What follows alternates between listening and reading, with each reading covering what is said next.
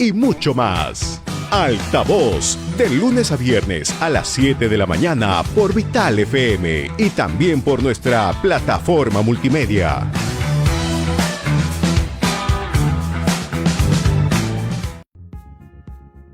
Es momento de probar un buen café. Café Solar de Samaniego. En Vital FM,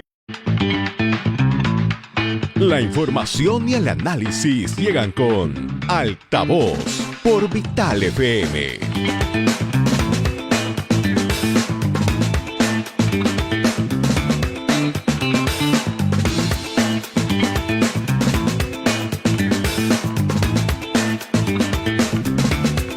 Muy buenos días, bienvenidos a Altavoz en Vital 91.1 FM de tu dial 7:02 de la mañana.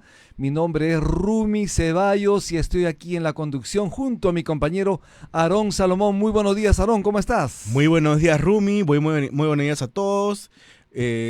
Vamos a tener información muy importante. Hoy ya tenemos información variada y los invitamos, como siempre, a revisar nuestro sitio web www.altavoz.p para noticias, opinión y análisis. Bastante frío, Rumi, seguimos con frío. Sigue haciendo 13 frío. grados centígrados. Efectivamente sigue haciendo frío, aunque ayer hubo solcito, ¿no? Realmente ha sorprendido a los limeños, mucha gente se ha desabrigado y ahí vienen justamente las complicaciones respiratorias. Ayer precisamente hubo un accidente en la Panamericana Sur que ha afectado a varios usuarios. Tú fuiste uno de ellos, Rumi, cuéntanos. Terrible, yo he estado ahí en la zona, no te imaginas, más de 3 horas, pero hay gente que ha estado 7 horas, 8 horas atascado ahí en el tránsito. Esto ocurrió en la Panamericana Sur por la fuga de gas de un camión cisterna luego de un choque con un camioncito. Lamentablemente el camioncito chocó con este camión cisterna justamente en la válvula. Esto originó que el gas justamente se salga de ahí, haya esa fuga de gas. Esto ha significado que a las familias, a las personas que viven en esa zona cerca al Derby, en la zona sur, fueran evacuados. O sea, estas personas lamentablemente no han estado en sus casas ese día, han sido evacuados. ¿Por qué? Porque había que de alguna manera evitar alguna complicación mayor, ¿no? Algún siniestro mayor. Claro, y la labor de los bomberos fue ardua, fue complicada, pero finalmente los hombres de rojo, como siempre, pudieron sacar adelante la situación, ¿no? Hoy, por ejemplo, al momento de llegar aquí a la radio, conversé con el taxista que me trajo. Me dice que ayer hizo una carrera desde el mercado de Santa Anita hacia un lugar determinado, creo que iba hacia el lado de Chorrillos, y entró por evitamiento y estuvo 7 horas. 7 horas. La persona que estaba llevando su producto de pan llevar, verduras, pollo, tomates. ¿Se han podido malograr o no sé si se han malogrado? Me ¿no? dice que 50% de su mercadería se ha malogrado. Estaban sin tomar desayuno, no podían almorzar.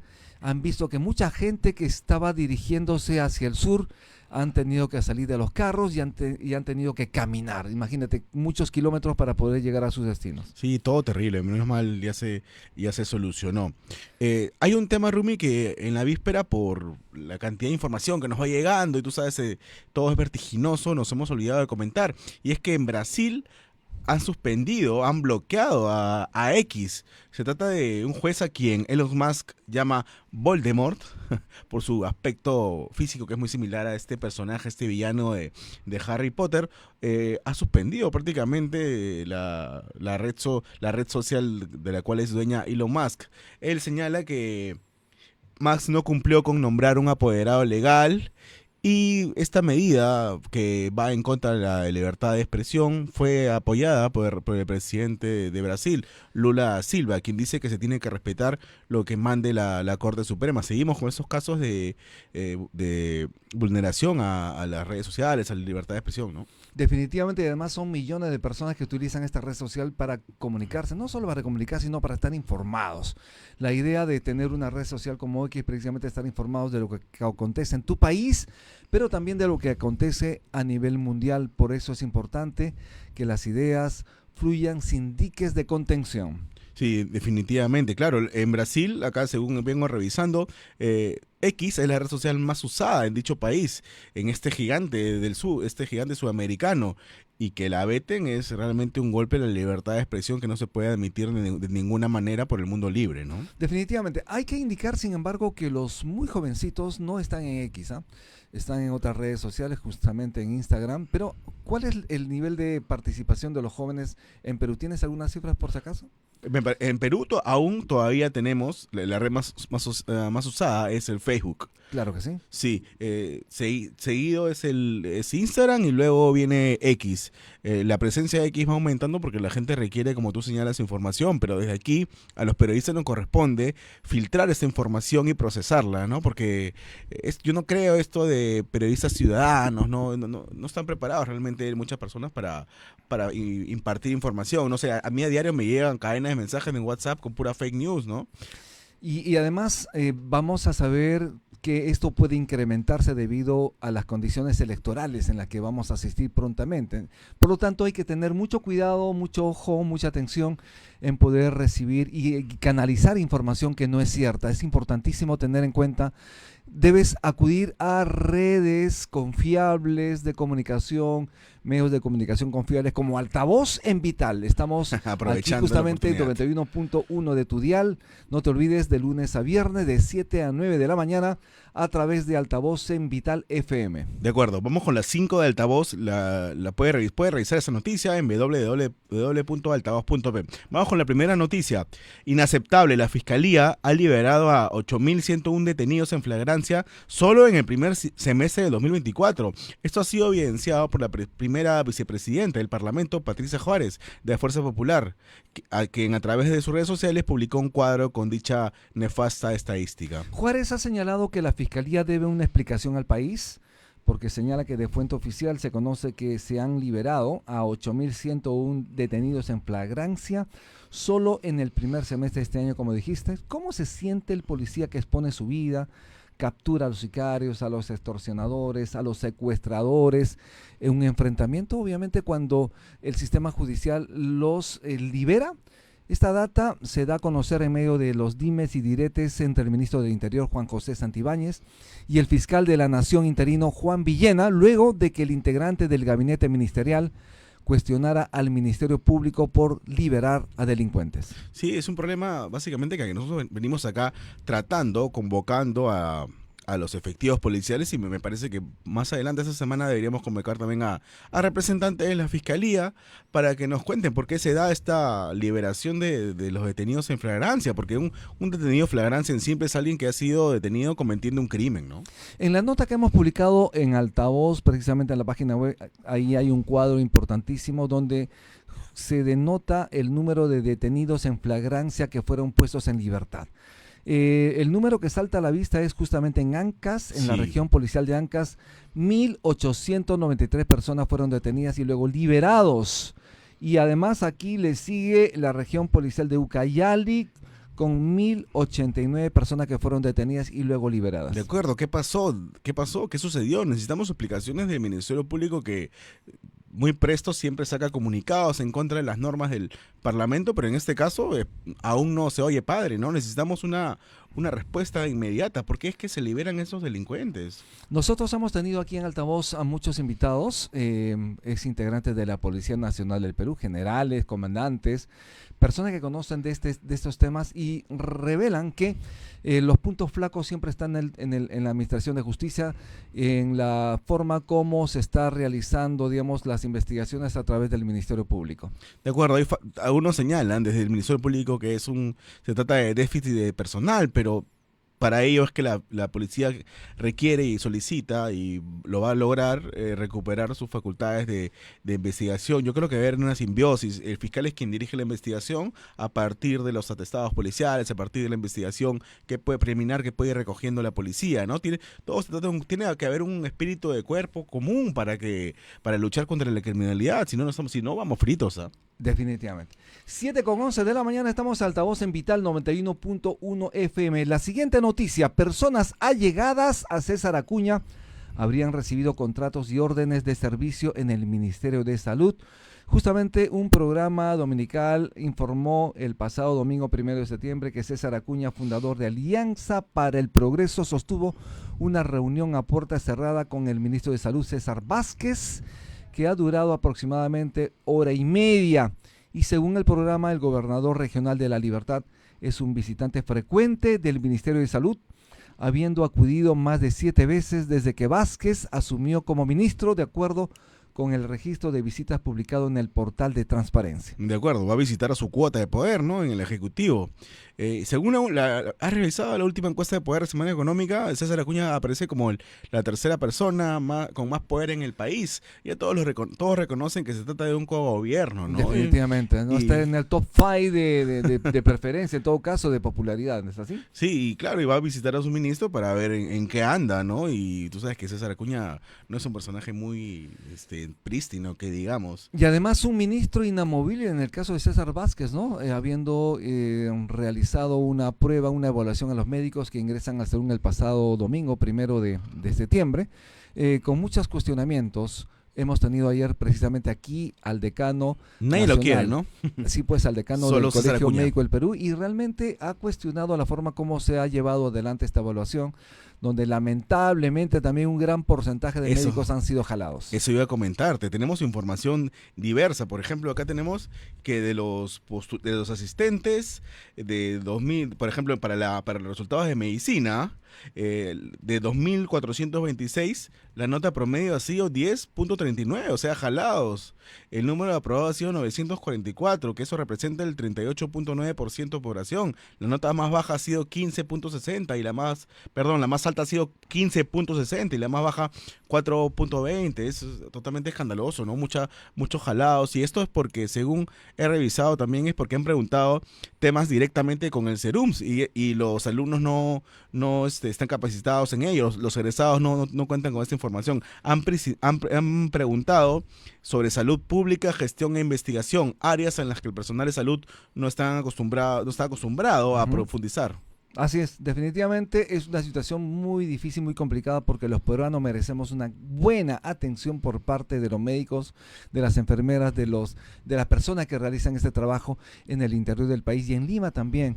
Por lo tanto, es importante una mayor y mejor preparación. De acuerdo, porque también se trata de diferentes carreras, químico-farmacéuticas, odontólogos, nutrición, en todos lados, que acá vemos cuadros que amablemente nos han facilitado, vemos jalados por todos lados, ¿no? Jalados como cancha. Efectivamente, hay que estar atentos en todo caso a cómo se desenvuelve esta situación, porque detrás de ello está obviamente la salud y la vida de los peruanos. 7:14 de la mañana, vamos a cambiar de noticia. El Pleno del Congreso sesionará este miércoles para ver la suspensión por 120 días contra el legislador Juan Carlos Lizarza Buru. Justamente como lo hemos señalado, la sesión empezará a las 4 de la tarde. Se debatirá el informe final de la Comisión de Ética Parlamentaria, que proponen suspender por 120 días al legislador Juan Carlos Lizarza Buru.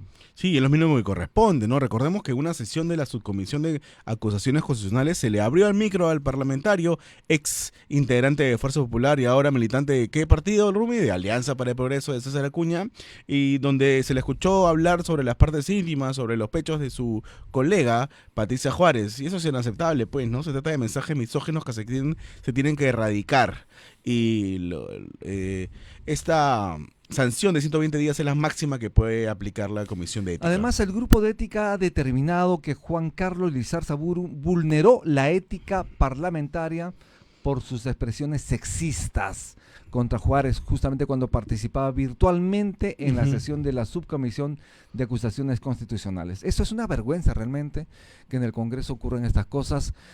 Como sabemos, lamentablemente el Congreso no tiene buena aprobación por parte de la ciudadanía, y cada vez más orada, digamos, esa percepción por parte de los peruanos. Claro, y va a seguir horadando esta percepción si es que blinda a este parlamentario. Desde aquí estaremos atentos para que sea sancionado como corresponde con los 120 días, sin goce de haber, a ver si se va a por fin dejar de ser tan machista, misógino, etcétera, ¿no? 7:16 de la mañana, vamos a hacer una breve pausa. Estamos en altavoz en Vital 91.1 de tu dial. Regresamos en breve.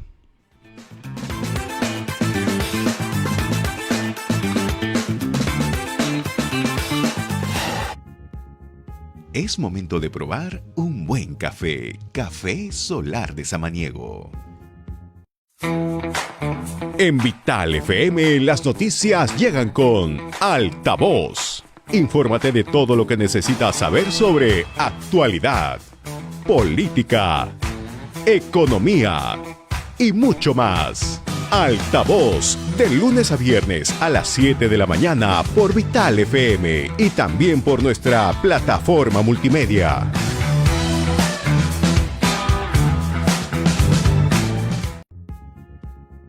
Es momento de probar un buen café. Café Solar de Samaniego. En Vital FM las noticias llegan con Altavoz. Infórmate de todo lo que necesitas saber sobre actualidad, política, economía y mucho más. Altavoz, de lunes a viernes a las 7 de la mañana por Vital FM y también por nuestra plataforma multimedia.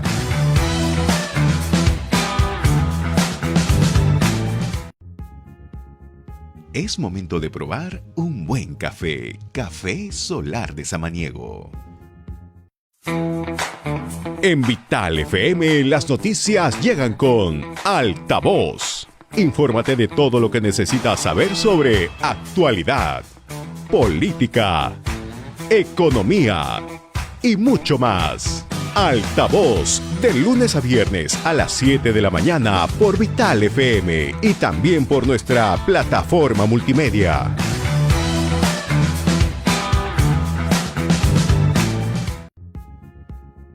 Es momento de probar un buen café. Café Solar de Samaniego.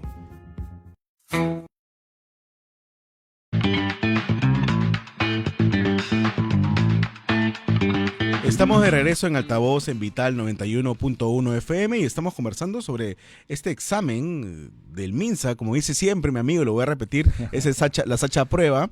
Y bueno, Rumi, te cuento, los postulantes han hablado, señalan, no hubo una evaluación apropiada sobre conocimientos de atención en zonas rurales. Como lo venía diciendo, este examen ahondó en temas de gestión y salud pública, pero no en la resolución de casos clínicos de atención en zonas rurales. Y bueno, en eso se excusan ellos de por qué ha habido tantos desaprobados. Y efectivamente, muchos expertos aquí han señalado que no hubo sustento académico, ¿no? Precisamente para que le dé ese peso, esa valoración tan necesaria que se requiere una evaluación de este tipo. Lamentablemente no hay meritocracia y al parecer muchas plazas han estado adjudicadas, digamos, con un tinte político. Por ahí viene la cosa. Sí, la principal declaración que han dado los postulantes a Serums ha sido: no ha sido una evaluación apropiada para la labor que realiza un serumista. La mayor proporción de preguntas eran de gestión, es decir, en las escuelas de medicina no enseñan generalmente gestión pública. Ese es el problema. Yo creo que en eso se ha centrado el examen y ahí podría ser la respuesta de por qué están todos desaprobados, ¿no? Definitivamente. Vamos a cambiar de información y es que la Fiscalía de Venezuela está pidiendo orden de detención en contra de Edmundo González Urrutia. Justamente la Fiscalía de este país, controlada por el chavismo, ha pedido a un juzgado especializado en delitos de terrorismo que emita una orden de aprehensión en contra del candidato presidencial opositor Edmundo González Urrutia por su presunta comisión de delitos de usurpación de funciones. De acuerdo.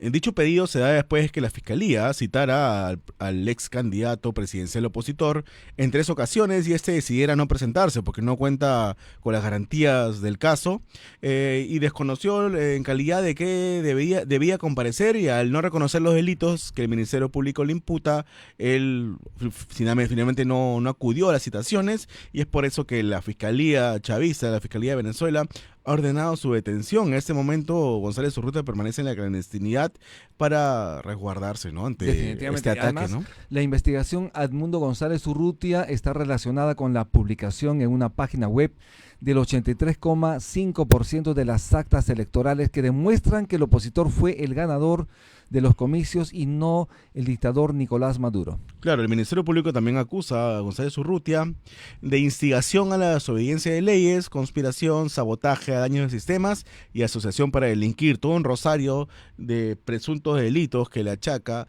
el Ministerio Público tomado por el chavismo para detener al opositor. Justamente el jueves pasado, cuando se hizo pública la tercera citación, la Fiscalía de Venezuela advirtió que de no asistir nuevamente sería librada una orden de aprehensión respectiva en contra de González Urrutia al considerar que se encuentra en presencia de peligro de fuga. De acuerdo, ya las cosas en Venezuela cada vez se complican más, se siguen entornillando en el poder. Nadie saca a Nicolás Maduro y con sus ramas, con sus ramificaciones, con sus cómplices, en este caso es la Fiscalía, viene deteniendo a los opositores. A propósito de Nicolás Maduro, como sabes, el gobierno de Estados Unidos ha confiscado el avión del dictador venezolano en República Dominicana. Justamente esto, según informó una cadena de televisión, como parte de las sanciones estadounidenses que pesan sobre Venezuela. 2 funcionarios de Estados Unidos dijeron a la mencionada cadena CNN que el avión ha sido trasladado a Florida. Sí, el avión cuyo costo se estima en alrededor de $13 millones. Hay plata en Venezuela, pero solo para Maduro. Había estado en la República Dominicana en los últimos meses. Meses. Así es. Justamente la nave ha sido fotografiada muchísimas veces en varias visitas de Estado, justamente de Maduro alrededor del mundo. Durante años, el gobierno de Estados Unidos ha confiscado docenas de vehículos de lujo, entre otros activos que se dirigían a Venezuela, pero nunca un vehículo de tanta relevancia y simbolismo como lo es el avión de Maduro. Bien, 7:22 de la mañana, estamos en Altavoz en Vital 91.1 FM de tu dial. Ya estamos conectados con el doctor Francisco Pantigoso, director de la maestría en tributación de la UPC. Vamos a conversar con él. Muy buenos días, doctor Pantigoso. Bienvenido a Altavoz en Vital. Buenos días, doctor. ¿Qué tal? ¿Cómo están? Un gusto estar con ustedes. Un gusto. Muchísimas gracias, doctor Pantigoso. En principio, ¿qué le parece a usted esta situación con una norma que se llama Netflix Tax? Justamente la aplicación de los impuestos a este tipo de aplicaciones. Bueno, obedece pues a una serie de normas que están saliendo a través de una ley autoritativa para que el Ejecutivo dicte decretos legislativos, como es la ley 32089. El Netflix Tax es un impuesto en el mundo muy conocido, ¿no? Nos habíamos quedado rezagados en una tributación de ese tipo, porque como recordarás, los no domiciliados que tienen estas plataformas sí sufren el IGB a través de las empresas, pero no había una imposición a las personas naturales, lo que llaman el B2C. Entonces, esto, en términos sencillos, es un IGB que lo va a pagar todo consumidor final, todos nosotros que estamos utilizando plataformas digitales. Eso se va a incrementar definitivamente con 18% más. Y cuando hablo de plataformas digitales, hablo de acceso o transmisión de imágenes, películas, almacenamiento de información en la nube, ¿no? Acceso a redes sociales, revistas o periódicos. Estamos en Altavoz en Vital, 7:24 de la mañana. Parece que hemos perdido comunicación con el doctor Francisco Pantigoso. Vamos a retomar. Doctor Pantigoso, ¿está en línea?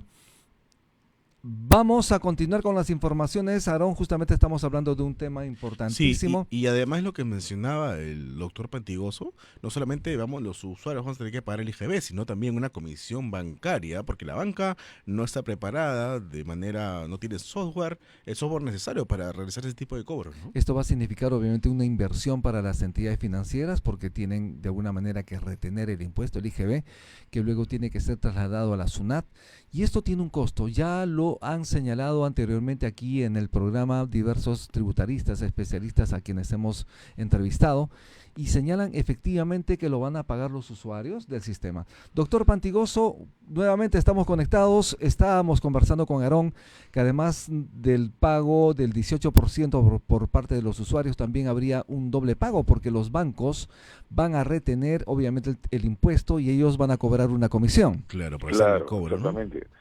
Tal cual ustedes dicen, esto va a generar, ¿no es cierto?, que exista una comisión que obviamente el banco no va a asumirla, sino que la va a trasladar al consumidor final. Así que no solamente es este impuesto a las plataformas, sino también el IGB a la comisión, todo lo cual va a encarecer bastante, ¿no?, al consumidor final. Lo que siempre pensamos es que esto no debió ser así, debió gravarse con impuesto a la renta, ¿no?, a los no domiciliados, porque están generando una ganancia en renta de fuente peruana. y en todo caso bajar la tasa, no cobrar 18%. Esto ya recordarán, se hizo con el pollo, ¿no? A 10%. Ahorita, por ejemplo, restaurantes y hoteles MIPES pagan 10% IGB. La tasa no es una novedad, ha tenido rebajas, ¿no?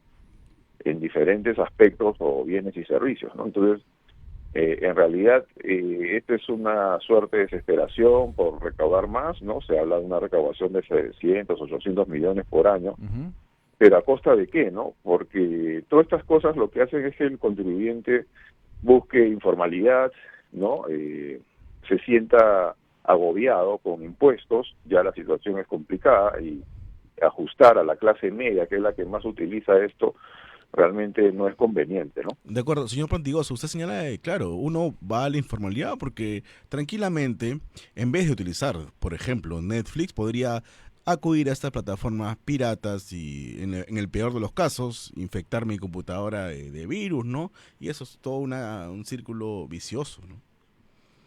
Sí, exactamente. Además que hay un principio económico que mientras más aumentan los impuestos, menos cumplimiento, ¿no? Entonces, todo esto aúna no cumplir con la carga tributaria, además que se está denotando, ¿no? Que no se está atacando el mal congénito, ¿no? Que es que no se amplía pues la base de contribuyentes, ¿no? Siempre los mismos estamos tributando, los identificados con tarjetas de crédito serán los llamados a contribuir, ¿no? Y eso no es adecuado. Claro, el tema es que es demasiado abierto, porque usted señala que que se van a aplicar este impuesto también a servicios de Zoom, que se usan para la academia, el acceso a revistas académicas porque, mira, también, ¿no? yo soy catedrático en varias universidades, los alumnos están asustados porque en un mundo pues donde la cibernética es lo que impera, ellos usan muchas plataformas. Recuerda que esto es a plataformas pagadas, no a las gratuitas. Claro, todo es pagado. Se Sí. utilizan muchas plataformas para el desarrollo de su actividad didáctica o académica, ¿no? Entonces, esto, así uno diga, son 3 soles más, 4 soles más, todo eso suma, ¿no? En la lista, pues, de plataformas que utilizan, y eso si lo anualizas, es también dinero que afecta la economía familiar, ¿no? Están muy preocupados.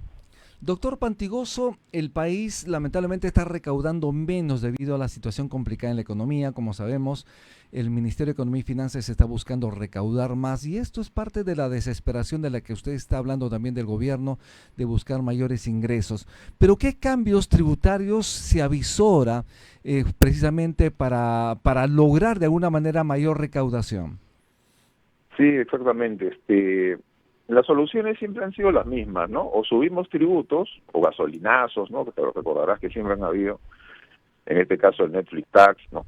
O lo que damos es un salvataje, ¿no? Ese puente de plata que habla el ministro, para ayudar a las empresas para que se desistan, ¿no? De sus reclamaciones, apelaciones al Tribunal Fiscal, etcétera, y acudan a un fraccionamiento, ¿no? En este caso una amnistía, podríamos decir, que se ha dado a través del decreto legislativo 1634. Recuerda que esto no es nuevo, ¿no? Ya ha habido el REST y otros nombres en medios esotéricos que simplemente lo que han querido es eliminar intereses y sanciones para que se animen los contribuyentes a pagar. Obviamente, aquí hay un dilema, ¿no? Oye, si yo simplemente reclamé para dilatar y suspender la cobranza, seguramente será interesante, pero otros que saben que pueden ganar, que tienen el derecho de haber reclamado y tienen los argumentos, pues irán inclusive al Tribunal Constitucional y este beneficio no lo van a tomar en cuenta, ¿no? Este fraccionamiento, recuerden, va hasta el 31 de diciembre de 2023, debes hasta esa fecha, ¿no? Y el acogimiento se da hasta el 20 de diciembre. Lo que pasa es que falta todavía, como en este país, siempre todo es paso a paso, el reglamento y la resolución de superintendencia de SUNAT, ¿no? Sí. Pero es un salvataje nuevamente, acá no hay recetas nuevas, la legislación no se cambia, ¿no? Había una propuesta de modificar, ¿te acuerdas? Los regímenes, hacerlos más simples, sigue lo mismo, ¿no? Entonces las soluciones no son creativas, no hay reforma tributaria, no hay eliminación de exoneraciones, y todo sigue por recetas que se han repetido en el tiempo, que finalmente lo que hacen es que el contribuyente se desanime, ¿no? a contribuir. Así es. Acuérdate que formalizarse es todo un problema, Todo un problema. porque tú cometes un error, te caen unas multas enormes, Así es. ¿no? Con intereses y sanciones. Entonces, acá el contribuyente lo piensa dos veces y a veces, la mayoría de los casos, ¿no? Sucede que se va a la informalidad. Doctor, Los contribuyentes que somos formales estamos soportando a toda la informalidad ingente que existe en nuestro país. Y estas soluciones tributarias yo creo que no van a llegar a solucionar el tema, ¿no? Además que esto es un paliativo para este año. ¿Y qué va a pasar el siguiente? así Nos es. vamos a ir parchando con estas soluciones. No es, creo, lo más dable, ¿no? Doctor Pantigoso, para que las audiencias lo entiendan y sepan un poquito más de esta noticia, usted habló de esta norma, este decreto que aprueba un fraccionamiento especial de la deuda tributaria. ¿De qué estamos hablando? ¿Puede explicarlo de manera sencilla para que la gente también pueda Sí. poder acogerse, por favor? Claro, este fraccionamiento va a recoger deudas hasta el 31 de diciembre del 2023, o sea, acumuladas hasta el año pasado, ¿no? Deudas contenidas en órdenes de pago, resolución de terminación, resoluciones de multa, en cualquier estado en que estén, porque pueden estar reclamadas, apeladas en el Poder Judicial, ¿no? Entonces uno, al acogerse, se va a desistir. Desistir es ya no seguir con el procedimiento. Entonces, al desistirte, te acoges a un fraccionamiento, y este fraccionamiento, ¿qué es? Una eliminación de intereses y sanciones, Ujú. le llaman el bono de descuento sobre los intereses y las multas, ¿no? A través de una serie de tablas, ¿no? Dependiendo del monto de la deuda, mayor o menor va a ser, ¿no? El descuento en intereses y sanciones. Doctor, pero esto no Hay es unas automático. modalidades al contado, un pago sumario donde pagas 25% inicial y hasta 3 cuotas mensuales, un pago fraccionado, no pagas 10% y 72 cuotas mensuales, pero todo esto falta el reglamento, ¿no? Digamos que está la maqueta general puesta en el decreto legislativo, estamos hablando 1634, pero falta el reglamento y las normas complementarias de la SUNAT. Según la norma, Recordemos que, digamos, no se puede acoger intereses relacionados y sanciones y relacionadas con percepciones y retenciones, ¿no? Hay una Ujú. lista también de temas que no se puede acoger, como por ejemplo deudas con salud tampoco, claro, ¿no? O lo que esté en una resolución judicial firme tampoco. Lo crítico es que aquí no se está permitiendo que tributos autoliquidados, ¿no? En deuda, se puedan acoger, solamente lo que esté bajo fiscalización o ha sido bajo fiscalización de SUNAT, ujú. ¿no? Y eso es lamentable porque mucha gente reconoce deudas, ¿no? Que no han sido fiscalizadas por SUNAT y quieren pagarlas, pero no está dentro de la lista o el marco general de este decreto legislativo. Doctor Pantigoso, las personas, los deudores, los contribuyentes tienen obviamente que presentar una solicitud. ¿Qué deben hacer? ¿Hasta cuándo tienen plazo para ello? Sí, el plazo va a ser hasta el 20 de diciembre, ¿no? Es una solicitud que automáticamente genera el desistimiento de los recursos que hayas presentado, ¿no?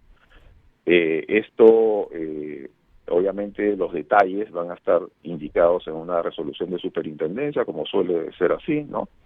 Es una solicitud en las formas y condiciones que se establezcan mediante esa norma, ¿no? Y el efecto, generalmente, siempre ha sido así, es que el desistimiento es automático. Acá no hay que pedir al Tribunal Fiscal, me desisto del expediente, tal, no. Te acoges y eso, SUNAT inmediatamente avisa al Tribunal Fiscal de que hay un desistimiento automático y el procedimiento entonces se va a anular, ¿no? Así Y es. simplemente te vas a acoger a este fraccionamiento. Esto no es nuevo, como te repito, Ujú. esto ya se dio varias veces, simplemente es un calco de situaciones que se dieron en el pasado y que obviamente va a generar cierta recaudación, pero yo estimo que no va a ser la que el Estado pretende. ¿Por qué? Uno, porque las empresas no están con dinero y prefieren invertir en otro y esperar el resultado y a irse en algunos casos, como te repito, al Tribunal Constitucional, que por ejemplo, una cosa bien interesante, el Tribunal Constitucional ha eliminado la capitalización de intereses, Ujú. ¿no? Diciendo que es inconstitucional, ¿no? Así que están esperando llegar al Tribunal Constitucional para pagar menos también a través de esa resolución que el tribunal les dé, ¿no? Y hay antecedentes. Entonces, ¿para qué vas a pagar ahora si puedes ganar el caso, ¿no? en una fuerte cantidad vía Tribunal Constitucional. Entonces, acá hay un dilema, hay que sopesar bien, no apresurarse, analizar los beneficios y los perjuicios que puede generar este acogimiento, ¿no? Doctor Pantigoso, ¿cree usted que en el Perú se está atacando de una manera eficiente, eficaz la informalidad? Yo considero que no, ¿sabes? Porque en realidad con estos ejemplos lo que estamos viendo es que estamos sobre los mismos, ¿no? Los que tienen deuda, que han sido obviamente detectados, que son formales. Estamos atacando a la clase media que ya es formal a través de tarjetas de crédito, ¿no? En la retención del IGB, en el Netflix Tax. Estamos viendo que no se reducen los regímenes, el sistema tributario es complejo. Ergo, no se está yendo a la llaga, ¿no?, del tema, al problema de que no hay una extensión de contribuyentes, no hay ampliación de la base de contribuyentes, y eso obviamente lo que fomenta es la informalidad. Así es. Como te repito, el sistema es perverso, ¿no? Cuando alguien se formaliza, solamente un botón como ejemplo, tú emites una factura y ya tienes que pagar el IGB a pesar de que no te ha pagado tu cliente. Eso es nefasto, ¿no? Porque en una situación de recesión no te pagan a tiempo y el IGB vence al mes siguiente, entonces tienes que ajustar, ¿no es cierto?, la cobranza o sacar de tu propio bolsillo el IGB esperando cuando te paguen reponer ese préstamo que has pedido. Porque si eres Eso proveedor... debería cambiar, por ejemplo, ¿no? Que el IGB debería ser por lo cobrado, no Claro. por la emisión de la factura, que sería un devengo. Doctor, ¿se refiere usted, por ejemplo, al caso siguiente, cuando una persona es proveedora de una empresa más grande, generalmente te pagan a los 2 meses o 3 meses? ¿Significa entonces que el fisco está recabando el IGB de manera inmediata? ¿Esto es así? Así es. El IGB nace con la emisión de la factura o la entrega del bien, lo que ocurra primero, no con el pago, como tú bien dices. Entonces, el problema es que yo facturo hoy día, ¿no? Vence, estamos en septiembre, vence en octubre, mi IGB que liquido, pero me pagan, como tú dices, a los 2 o 3 meses, y entonces el IGB, que es un impuesto de traslado que me debe pagar, ¿no es cierto?, el cliente, me tiene que entregar el IGB, yo lo tengo que sacar de mi bolsillo, desnaturalizando el impuesto que es indirecto, de traslado, ¿no?, de la carga tributaria. Esto es totalmente Y eso es injusto, nefasto, ¿no? Es injusto, realmente esto es completamente injusto. Es una cosa perversa porque finalmente desalienta, ¿no es cierto?, generar empresa en el Perú. Yo como asesor de empresas veo el padecimiento de muchos empresarios, emprendedores, ¿no?, que tienen toda la pujanza para hacer patria, pero la norma tributaria lo desanima, lo golpea, lo inutiliza prácticamente, ¿no? De acuerdo. Sí, hay proyecciones de que en el 2024 la informalidad va a aumentar hasta el 78%. En el 2023 se ubicó aproximadamente en el 71%. Es decir, de cada 10 trabajadores, 8 son informales. ¿Usted augura este panorama sombrío de que lleguemos al 78% de informalidad para este año? Yo creo que sí, de repente va a empeorar, ¿no? Con todas estas medidas y con toda la situación económica, vamos a empeorar. El MEF no está llegando a las metas, ¿no? Tenemos un déficit fiscal mucho más grande de lo esperado. Tenemos un PBI que no va a crecer, como se dice, ¿no? Entonces, el tema es complejo porque el Estado tiene esos dilemas, ¿no? Oye, pongo más inversión pública, pero tengo mayor déficit y no recaudo. Entonces es un perro que se come la cola, ¿no? Entonces, esto genera desesperación en el gobierno, ¿no? Yo creo que hay que redistribuir bien los gastos públicos, ¿no? Además que hay una cosa muy interesante. La gente se pregunta, ¿y dónde se van nuestros impuestos? Yo pago, ¿no es cierto?, 100. ¿Dónde estoy viendo eso? En carreteras, colegios, ¿no?, etcétera. Cosas que en otros países no se rinde cuentas y se indica, oye, tus tributos se han ido en A, B, C, D, ¿no? Hay una rendición de cuentas que no sucede en el Perú. Entonces hay mucha suspicacia de a dónde se van, ¿no?, la recaudación que recibe el Estado. De otro lado, doctor Pantigoso, ¿qué hacer con las rentas de trabajo? Ahí explícanos un poquito sobre el tema. Las audiencias necesitan saber qué es lo que se paga por rentas de trabajo. Rentas de trabajo son las rentas de cuarta y de quinta categoría, ¿no? Cuarta es la emisión de recibos por trabajadores independientes, un asesor independiente, por ejemplo. La renta de quinta es toda la renta que se percibe a través de las planillas, ¿no? Los trabajadores que están bajo relación laboral. El tema es que hay un problema también ahí, tocas un punto importante, porque tenemos una deducción flat, no fija, de 7 UITs más 3 UITs adicionales, y en el año este trabajador va yendo a hoteles, restaurantes, odontólogos, etcétera, ¿no? Llegando hasta 3 UITs adicionales de gasto.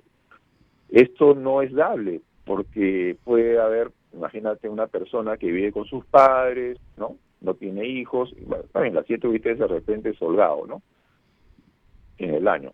Pero puede haber una persona que tiene 5 hijos, una esposa que no trabaja, este señor se paga su maestría, las 7 UITs no fijas, más 3 UITs adicionales, le queda chiquísimo, le queda muy corto, y eso está violando, ¿qué cosa? La capacidad contributiva, que es un principio constitucional, ¿no? Relacionado a la no confiscatoriedad. Entonces, esto es un tema que no se cambia, que también es injusto, no se mide a las personas con la misma vara, ¿no? En todo caso, debería ser una lista de gastos que pudieran deducirse y que denotaran finalmente la real capacidad contributiva. Una persona que vive con sus padres no gasta tanto, otra que tiene hijos y esposa obviamente más, Claro. y debería hacerse una lista causal, que es una lista causal, oye, descuento, vestido, alimento, educación, maestría, etcétera, ¿no? Y no poner un monto fijo que puede ser mucho para uno y poco para mucha gente en este país, ¿no? La gente se pregunta muchas veces, caramba, siempre están buscándole cobrar a los pequeñitos, pero a los grandazos no los tocan. En todo caso, cuando deben, recurren al Poder Judicial y hay mucha deuda de grandes empresas con el fisco. Obviamente notan la diferencia. ¿Qué hacer en estos casos? ¿Cuál es su recomendación, doctor? En realidad, eso es una leyenda urbana, porque tanto el pequeño como el grande tienen lo que se llama el derecho de defensa. El grande obviamente tiene mayores ingresos, mayores operaciones, le cae una fiscalización y tiene todo el derecho de reclamar, ¿no?, a efectos de valer sus derechos de defensa. Recordemos que la SUNAT puede tener una opinión respecto, por ejemplo, los gerentes se han ido de viaje, no hay los sustentos de este viaje, la SUNAT piensa que no hay fehaciencia, no hay realidad del viaje, que el viaje fue familiar. Pero la empresa le ha presentado pues a veces documentos que la SUNAT no ha merituado, no ha evaluado, y entonces ha ido a la defensa, la reclamación ante SUNAT, apelación al Tribunal Fiscal y se puede ir al Poder Judicial. Eso no es justo, no. O sea, se ha satisfecho mucho el tema de que las grandes no quieren pagar. No es que no quieran pagar, seguramente algunas sí han reclamado simplemente con efectos dilatorios, pero la gran mayoría ha reclamado porque la fiscalización es injusta y de la fiscalización salen las supuestas deudas que puede impugnar, ¿no?, alegando su derecho de defensa que la Constitución no reconoce. Entonces, hablemos las cosas bien con mesura, ¿no?, y con la realidad de vida. No estoy defendiendo a las grandes empresas ni mucho menos, sino que es la realidad, ¿no? En muchos de los casos, y se ha visto, ¿no?, cuando llegaba al TC han ganado, tiene razón el contribuyente, ¿no? Obviamente tiene el respaldo de buenos abogados, buenos contadores, etcétera. Bueno, pues es también la alternativa que tiene para manifestar su derecho de defensa, y entonces hay que evaluar bien las cosas, ¿no?, en su debido nivel. Y del mismo modo también el fisco, en todo caso el Estado a través de la SUNAT ha recurrido también a tribunales, ha recurrido también al Tribunal Constitucional y obviamente también le han dado la razón. Y grandes empresas han tenido efectivamente que pagarle al Estado. Estamos hablando de empresas de telefonía, empresas mineras también. Claro, hace poquito, ¿no? Claro, así es, justamente. Y es así, o sea, las reglas de juego, ¿no? Tú puedes reclamar y de repente pierdes o ganas, ¿no? Pero tú muchas veces sabes que vas a ganar por antecedentes judiciales o del TC, ¿no?, que sabes que llegado el momento te van a dar la razón. Entonces, ¿para qué, por ejemplo, te vas a fraccionar ahorita si sabes que vas a ganar arriba? Sí, ¿no? pues. Sí, eso pues. es lo que estábamos hablando al inicio del programa. Así es. Entonces, las cosas hay que verlas con estrategia, ¿no? Obviamente eso se llama economía de opción, no está eludiendo, evadiendo nada, sino que está utilizando las herramientas legales, en este caso, ¿no?, su derecho de defensa, para valer sus derechos, ¿no? Así es. Doctor, vamos a mantenernos en la línea, por favor, le agradecemos su participación en Altavoz en Vital. Hacemos una muy breve pausa y volvemos. Ya volvemos. Correcto.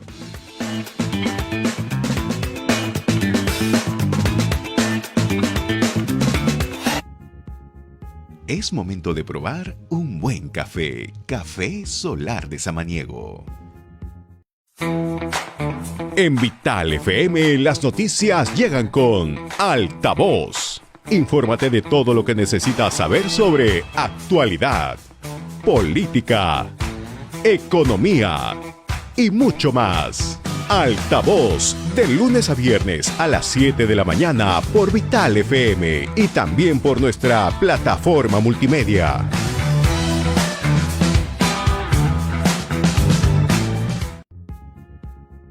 Es momento de probar un buen café. Café Solar de Samaniego. En Vital FM las noticias llegan con Altavoz. Infórmate de todo lo que necesitas saber sobre actualidad, política, economía y mucho más. Altavoz, de lunes a viernes a las 7 de la mañana por Vital FM y también por nuestra plataforma multimedia.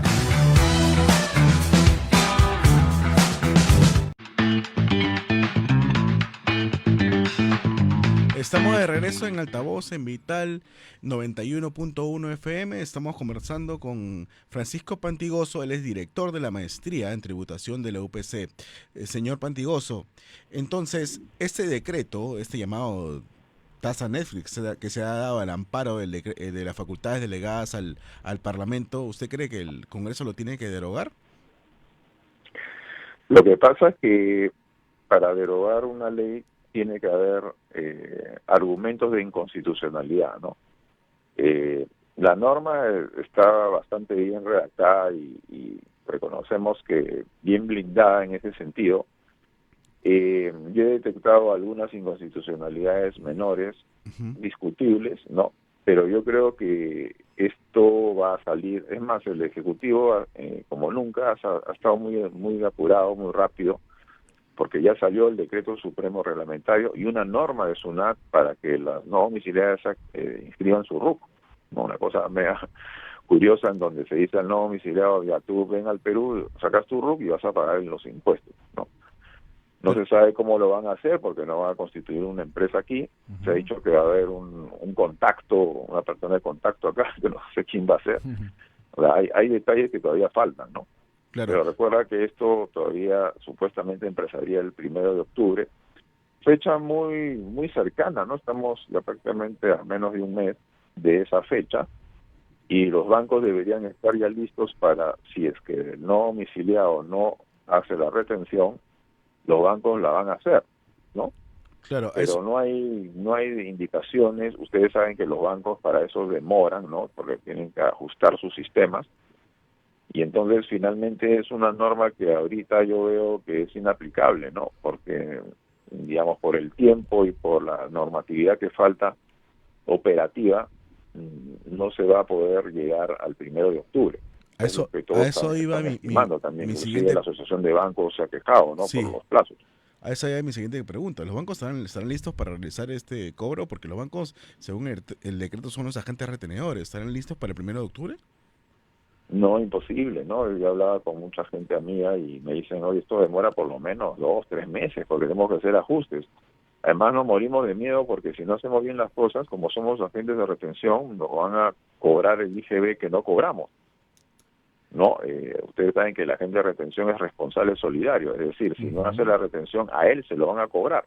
No le van a cobrar a la persona natural, de frente al banco, que es más fácil. Sí, de acuerdo. Entonces, le han puesto una espada de Damocles enorme sobre la cabeza de los bancos y están medio complicados y desesperados por los tiempos y por la ausencia de normativa, ¿no? Que finalmente genera incertidumbre, que es lo peor que puede haber, ¿no es cierto?, en un sistema jurídico. ¿Y usted puede estimar más o menos cuánto será la comisión que cobrarán los bancos? Y es muy seguro que las no domiciliadas, a pesar que el gobierno dice, no, son muy responsables, y van a sacar su RUC, no van a sacar su RUC, y entonces entra en el actor subsidiario, el que sustituye pues a los no domiciliados, que van a ser los bancos locales. Sí, El Estado dice, porque hubo una suerte de preguntas y respuestas que él mismo se hizo, de que los bancos no van a cobrar comisión porque están obligados a ayudar al Estado. Yo no creo que sea falacia, así. ¿no? Siempre en la historia bancaria los costos y gastos de los bancos lo han trasladado, ¿no es cierto?, a los clientes, ¿no? ¿Y cuándo cree que sea? Y ¿De es muy cuándo probable crees? que haya esa comisión, que a la vez tiene IGB, que hemos hablado al inicio del programa. ¿Cuándo Por cree lo que sea la tanto, comisión bancaria? Netflix Tax es más la comisión, ¿no es cierto?, que los bancos van a cobrar. Sí. Entonces, esto va sumando, ¿no? ¿En cabeza de quién? De los pobres, ¿no? Contribuyentes, personas naturales que utilizan estas plataformas, que no es ningún lujo, ¿no? Es muchas veces el estudiante que necesita, pues, su e-books, necesita investigar, tiene plataformas pagadas y obviamente sus padres van a estar, ¿no?, cubriendo todo eso con mayor impuesto y las comisiones que hemos señalado, ¿no? Sí, le preguntaba, ¿usted en cuánto estima que sea la comisión bancaria por esas transacciones? La verdad que no tengo la menor idea, pero debe ser pues una cosa que lo van a prorratear, ¿no? Pero igual va a sumar, ¿no es cierto?, en cabeza de las personas naturales, ¿no? Sí, Decir una cifra sería un poco especulativo, adelantarme ¿no? a algo que no tengo mayores indicadores, ¿no? Lo concreto, doctor Pantigoso, que la ciudadanía no está de acuerdo. Las autoridades, los académicos no están de acuerdo. Expertos No es como usted pertinente también no están de acuerdo. para el momento. Definitivamente no hay forma de aplicar un impuesto que obviamente no tiene ese sustento técnico que debería tener. Así es, acuérdate que en época de pandemia, ¿te acuerdas que hubo también propuestas de generar un impuesto al patrimonio neto personal, un impuesto que se derogó no hace años, querían revivirlo, un impuesto al patrimonio empresarial, el impuesto a las sobreganancias mineras? Toda imposición obviamente no gusta, ¿no? O sea, pagar impuestos en este país no se hace de manera feliz, alegre, como en Estados Unidos, donde sabemos que los impuestos sí se revierten en mejoras, ¿no?, en servicios públicos. Uh-huh. Acá nos dicen que somos contribuyentes resignados, que pagamos porque ya, en fin, pues porque la zona nos cae encima. Pero en estos momentos es pertinente golpear más al que ya está golpeado, hacer leña del árbol caído finalmente. Yo creo que esto es una suerte de gasolinazo virtual, ¿no?, que va a doler obviamente al bolsillo de los que están sufriendo, ¿no? De otro lado, doctor, ¿qué sabe usted de estas facultades delegadas por la parte tributaria? Como sabemos, el Ejecutivo pidió facultades para justamente legislar en diferentes materias y la parte tributaria también. ¿Qué más se espera al respecto? Bueno, todavía está faltando el tema de un impuesto a los casinos online, ¿no? Uh-huh. Un selectivo al consumo, que estaría pendiente.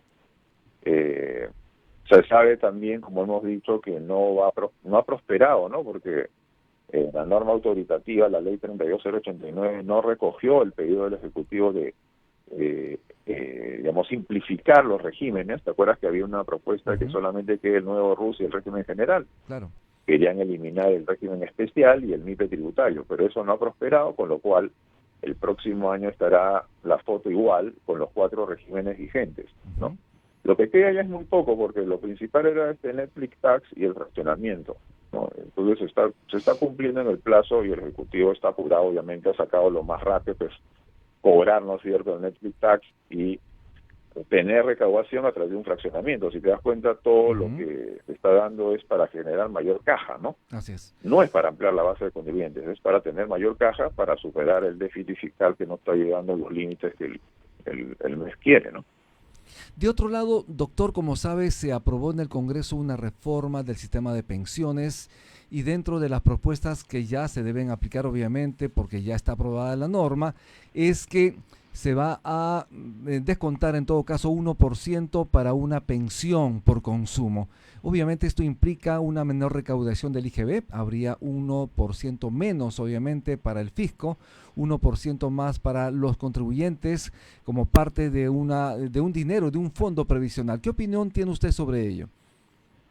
Bueno, es el dilema, ¿no?, de ayudar al contribuyente en detrimento de la caja, ¿no?, fiscal.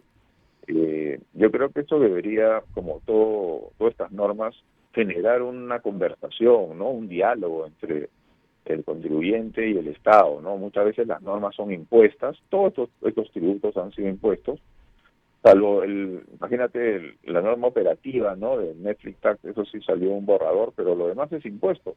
¿O acaso tenemos una conversación entre los gremios y el Estado para que la norma sea justa, equitativa? No. Entonces, lo que tú dices es un ejemplo más de algo que se impone, ¿no? Y que no se conversa, que no se meritúa a través de un entendimiento conjunto, que finalmente se siente como imposiciones, ¿no? Que son abusivas, que finalmente están generando una animadversión, ¿no? A cubrir los impuestos, ¿no? Sí, justamente se ha referido que sobre el tema, muchas personas que podrían comprar en supermercados podrían tener una boleta electrónica, obviamente hacer el registro de este descuento del 1% para su fondo de jubilación, pero mucha gente en el país compra en paraditas, en bodeguitas, en mercadillos, en mercaditos, y no tienen acceso a ese recibo electrónico. A la formalidad. Exacto. Entonces, ¿cuál es su comentario al respecto, obviamente en torno a esta norma aprobada por el Congreso? Yo creo que esta norma debería ser revisada, ¿no? Ojalá, bueno, seguramente el Ejecutivo la va a observar y nuevamente por insistencia la van a publicar, pero nuevamente pues es una norma que no vigila la realidad, como bien dices que puede pasar eso, ¿no? Y sucede, ¿no? Que te vas a pues, establecimientos informales y no tienes cómo registrar eso que la norma pretende. Entonces, no somos conscientes del mundo paralelo, pues la informalidad existe, no hay soluciones creativas en vista de esa realidad que es tangible, que la vemos todos los días y nos chocamos con ella, ¿no? Entonces, las normas están hechas para una realidad que no es la realidad peruana, simplemente muchas veces son copias de otras realidades, impuestas muchas veces también por normas por la OECD. Netflix Tax claramente es una imposición de la OCDE, y que no aterrizan, pues, ¿no? En una situación que sería más justa si vemos nuestra realidad como es, ¿no? En nuestro país. Así es.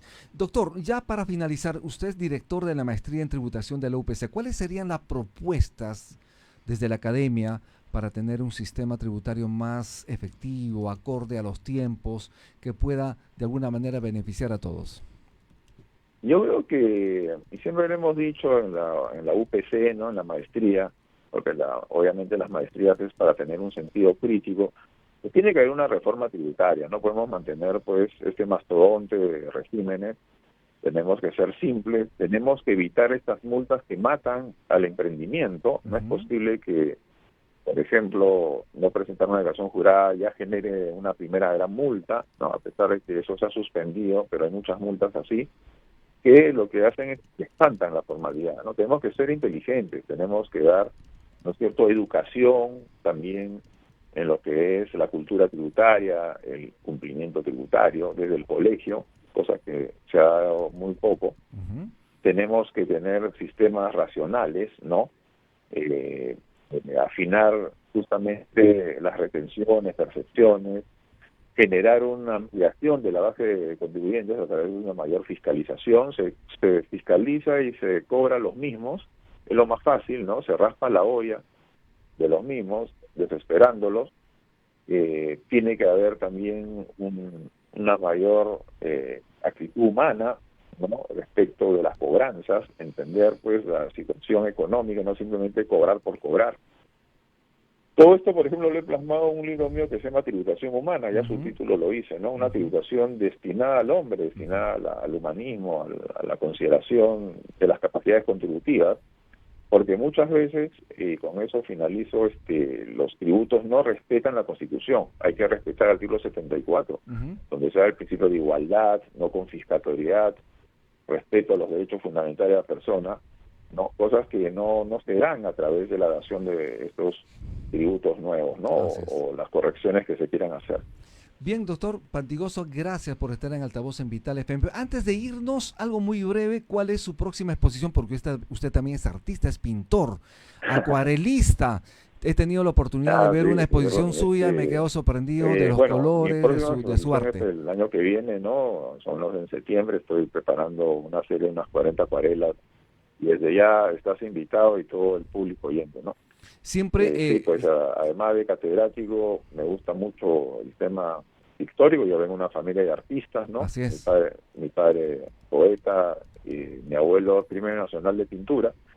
y siempre el arte está en las venas, ¿no? Así que cordialmente invitado, Rubén. La inspiración para los cuadros que he visto, las acuarelas de usted eran relacionadas al mar. Y la inspiración suya, ¿sobre qué va a ser? Esto va a ser temas paisajísticos y también Interesante. urbanos, ¿no? Perfecto. Va Vamos a a ser estar una atentos. mezcla de mar, tierra y paisaje. Bien. Entonces vamos a ampliar el espectro de temas en la acuarela, que es una técnica, como sabes, muy difícil, ¿no? Muy complicada, donde no puedes corregir. El óleo tú puedes pintar encima, en la acuarela te equivocaste y ya fue, ¿no? Ahí queda. Bien, Entonces, muchísimas estamos en gracias, eso. doctor Francisco Muchas Pantigoso, gracias. por estar en Altavoz en Vital. Muchísimas gracias. No, Hacemos una encantado a ti, breve gracias, un pausa. gran abrazo y siempre a disposición. Hacemos una breve pausa y volvemos. Muchísimas gracias.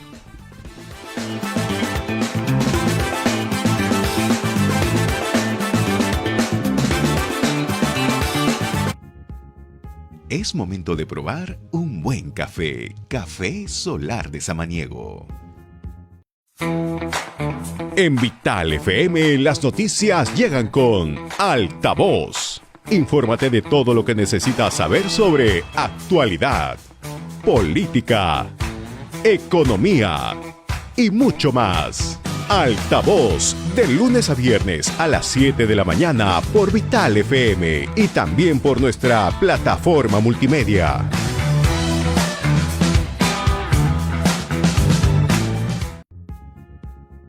Es momento de probar un buen café. Café Solar de Samaniego. En Vital FM las noticias llegan con Altavoz. Infórmate de todo lo que necesitas saber sobre actualidad, política, economía y mucho más. Altavoz, de lunes a viernes a las 7 de la mañana por Vital FM y también por nuestra plataforma multimedia.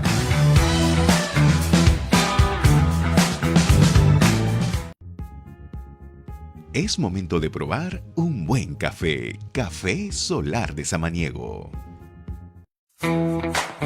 En Vital FM las noticias llegan con Altavoz. Infórmate de todo lo que necesitas saber sobre actualidad, política, economía y mucho más. Altavoz, de lunes a viernes a las 7 de la mañana por Vital FM y también por nuestra plataforma multimedia.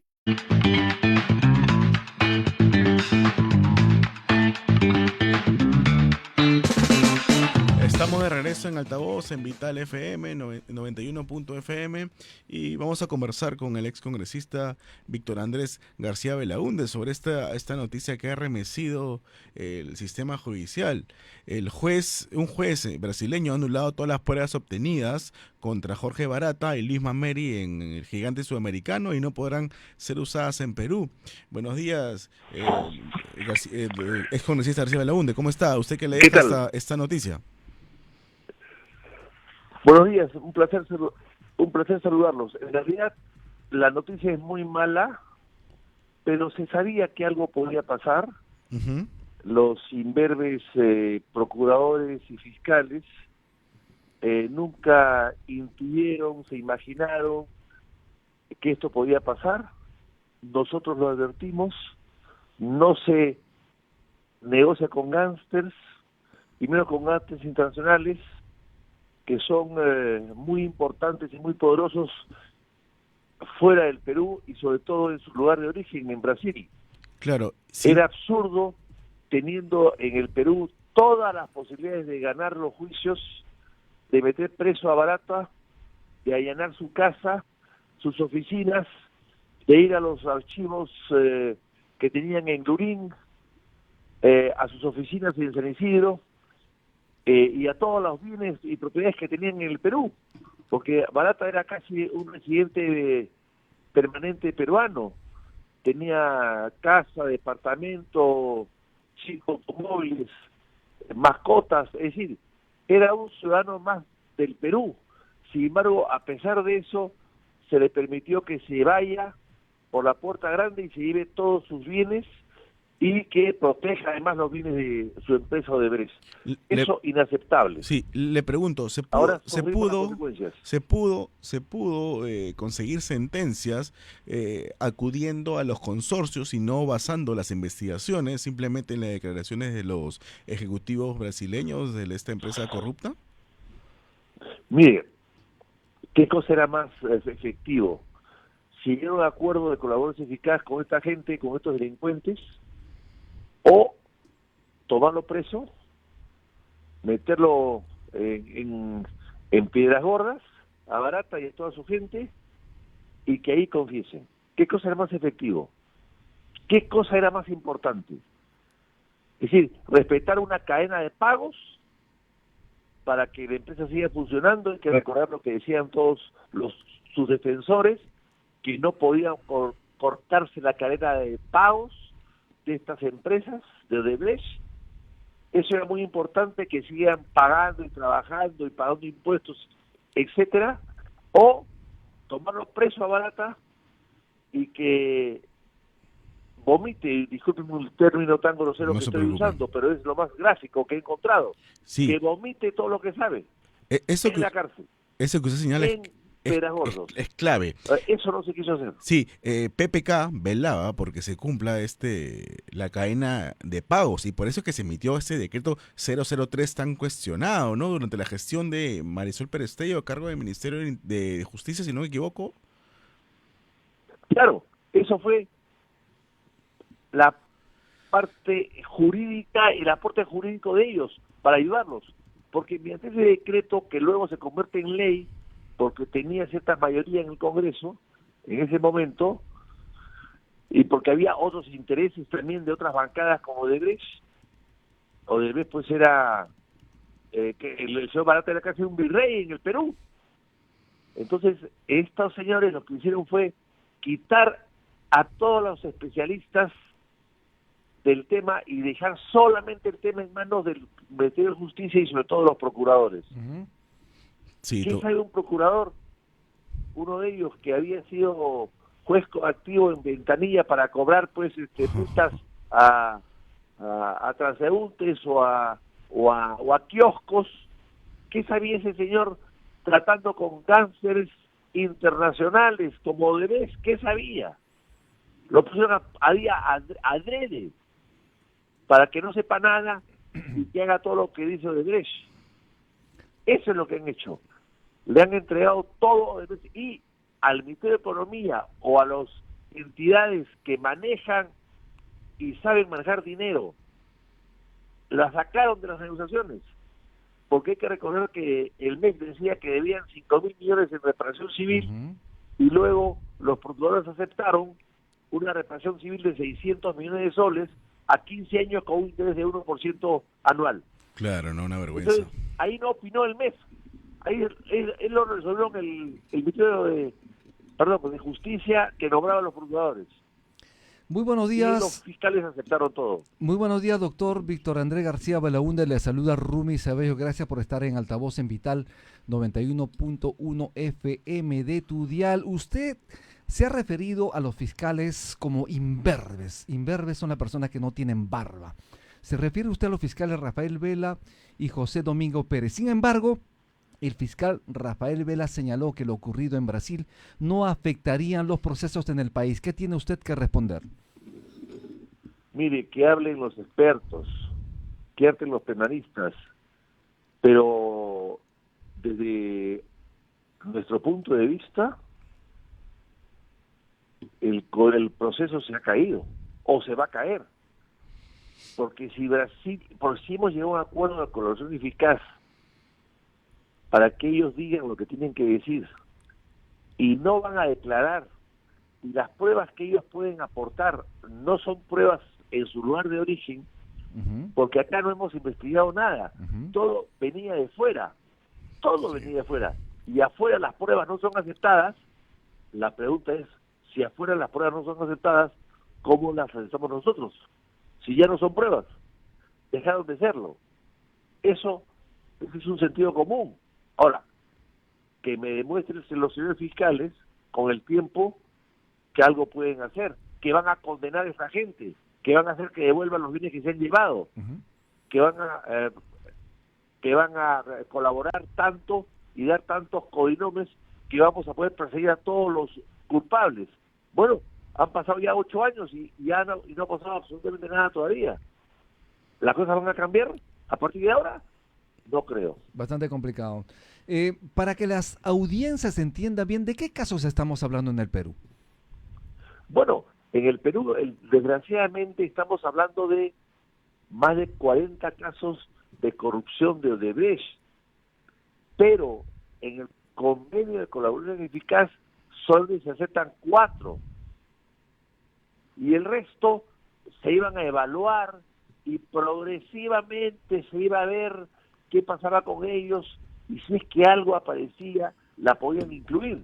Bueno, eso no va a pasar ya, eso no hay ninguna posibilidad.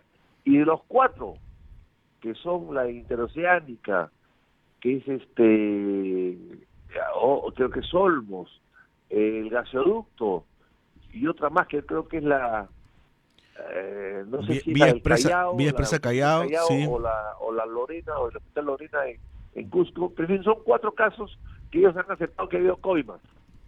En el resto no, el resto había que investigar si había, y de acuerdo a eso ellos aceptaban o no aceptaban. Bueno, eso estamos viendo, pero de ninguno de los casos se ha resuelto nada hasta el día de hoy.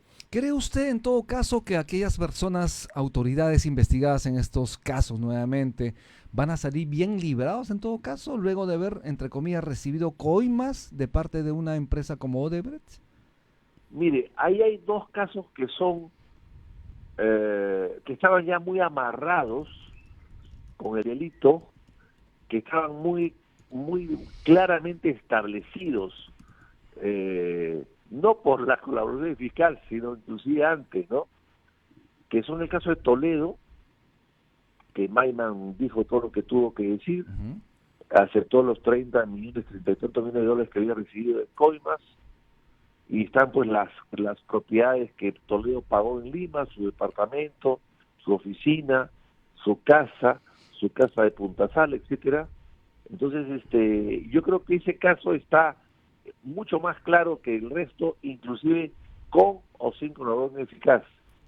Y en el caso de Susana Vidal también, que ella misma aceptó que había recibido dinero. Creo que eran 7 millones de dólares o 8.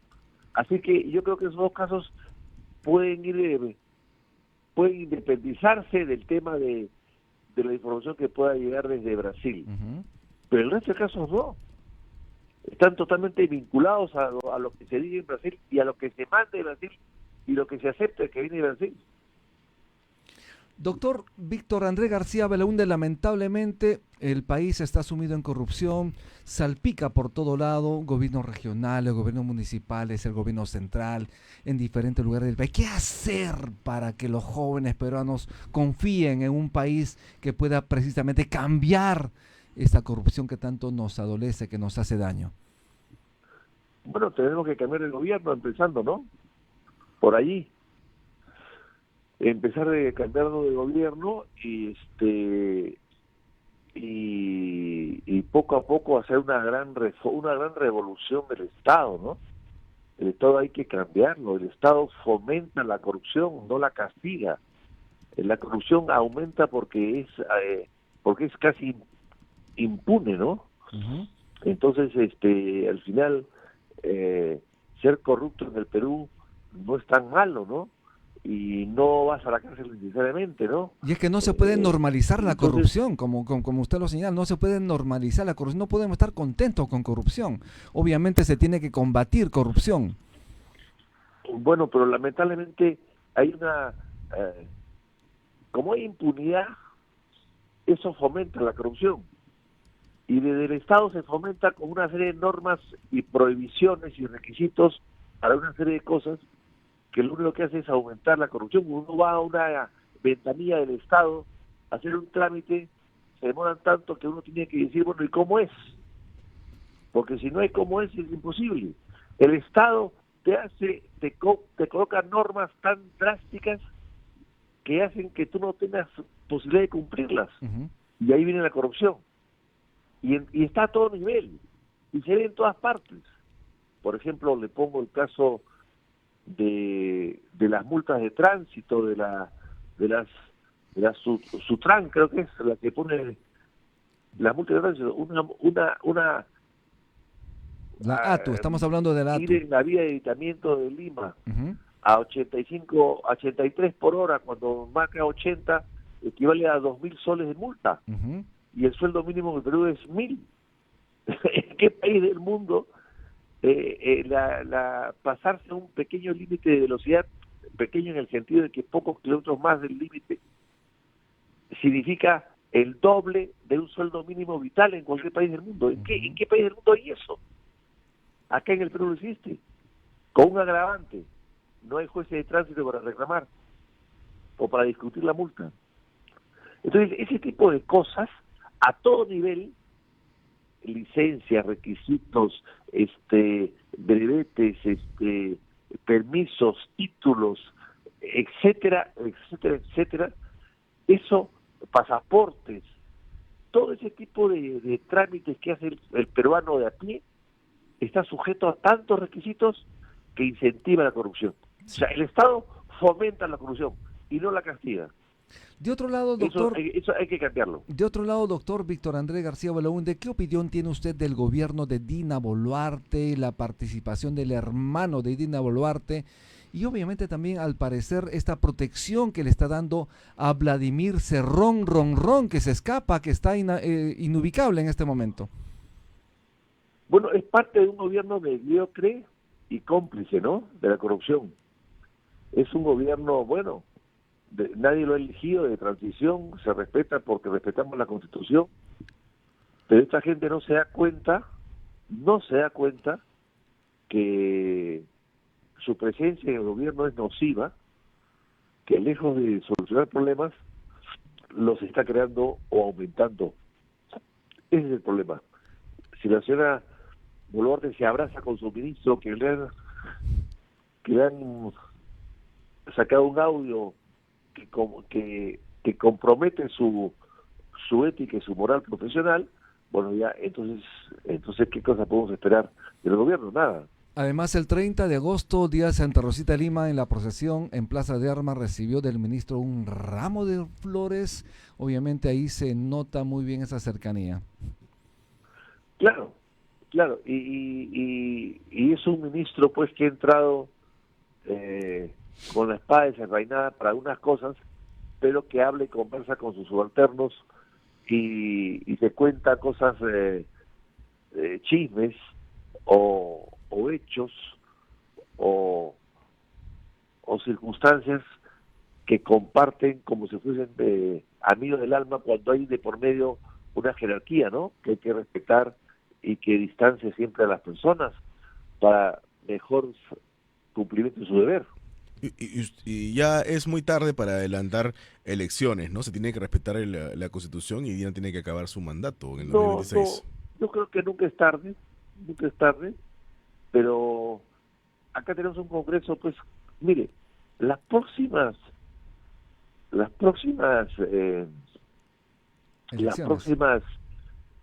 encuestas que salgan le van a dar al gobierno y al Congreso 1% de respaldo popular, 1%. Sí, pero con esas autoridades electorales, con Salazar en la cabeza, lo veo complicado, ¿no? Si no estuviera él, la cosa cambiaría, ¿no? Perú es milagroso, siempre encontraremos alguien que nos saque esto, ¿no? Sí. Siempre habrá alguien que nos saque esto. Volviendo al tema de Odebrecht, ¿por qué en su momento, y usted fue uno de los principales críticos de este acuerdo de colaboración eficaz, progresivo, ¿no? Y yo le voy a decir los proyectos en donde Odebrecht aceptaba delitos? Se trata de la carretera interoceánica tramo 2 y 3, la línea 1 del metro tramo 2 y 3, la vía de evitamiento en el Cusco y la Costa Verde de Callao. 610 millones de soles en reparación civil. En su momento la prensa aplaudió esto como si fuera un gran logro de la Procuraduría, de los fiscales, cuando solamente, reitero, nos van a pagar 610 millones de soles, ¿no? Un escándalo, ¿no? En 15 años. Y en 15 años pagaderos, ¿no? Y a un interés de 1.5, o sea, el interés es subsidiado.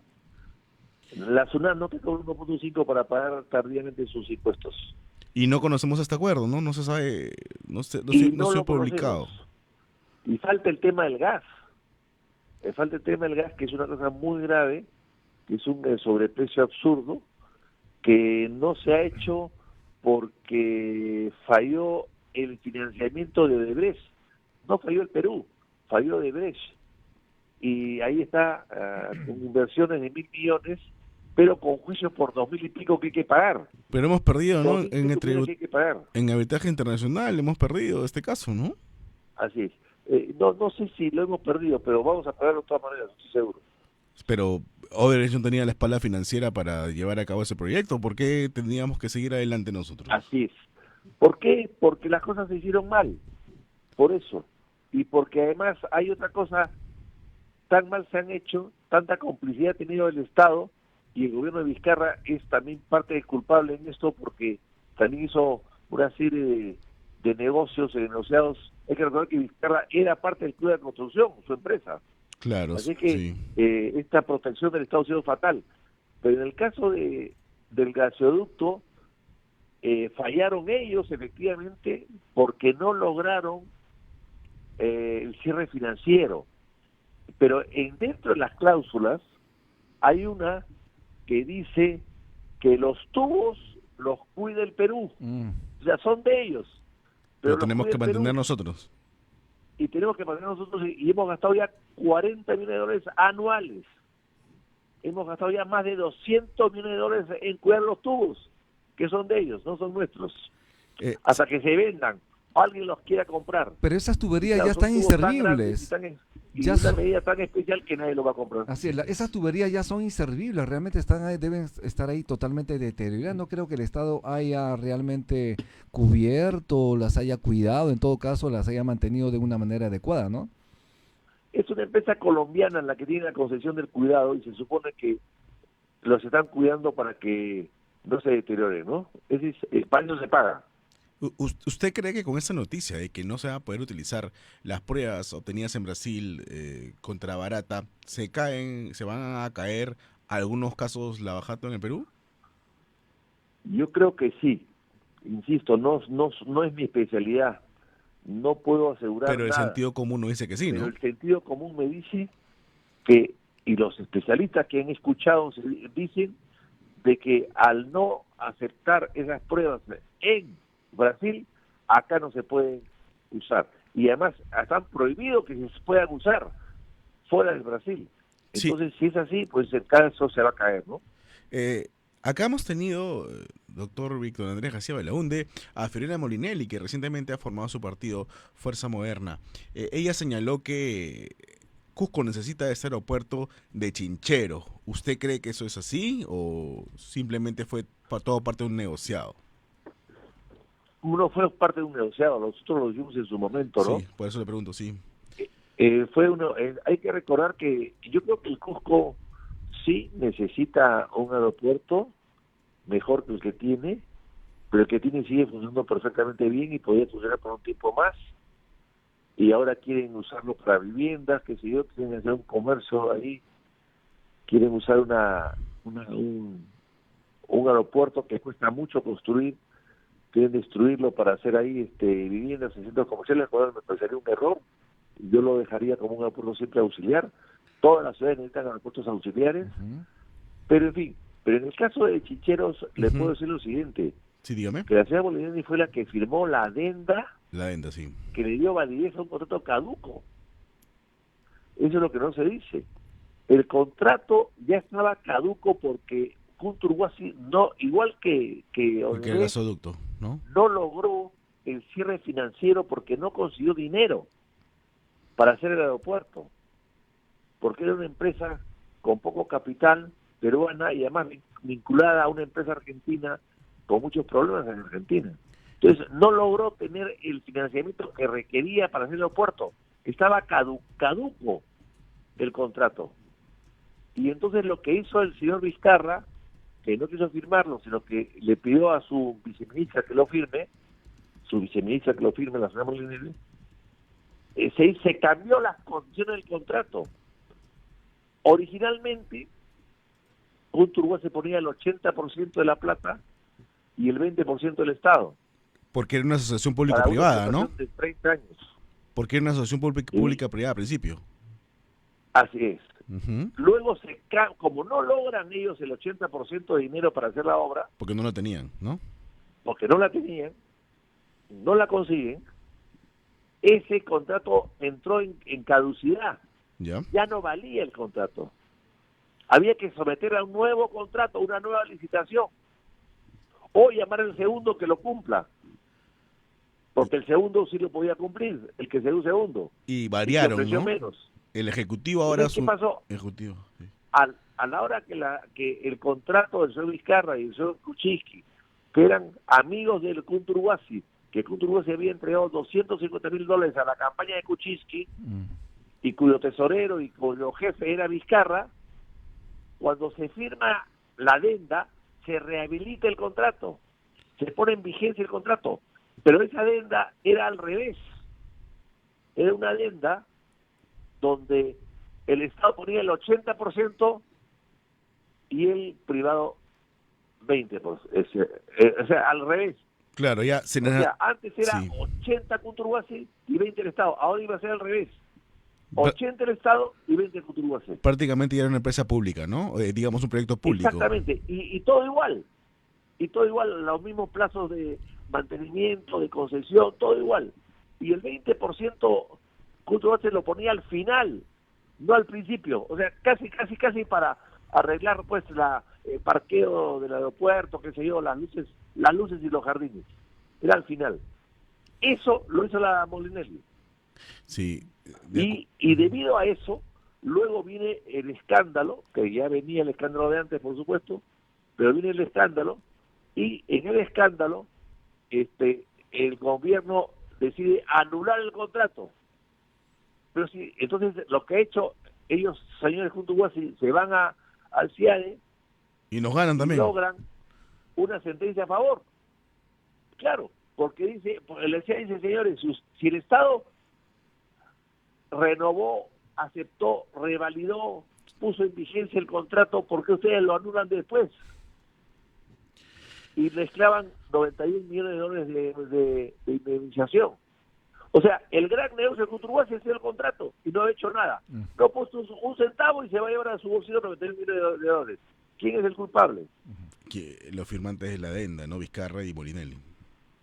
Por supuesto que sí.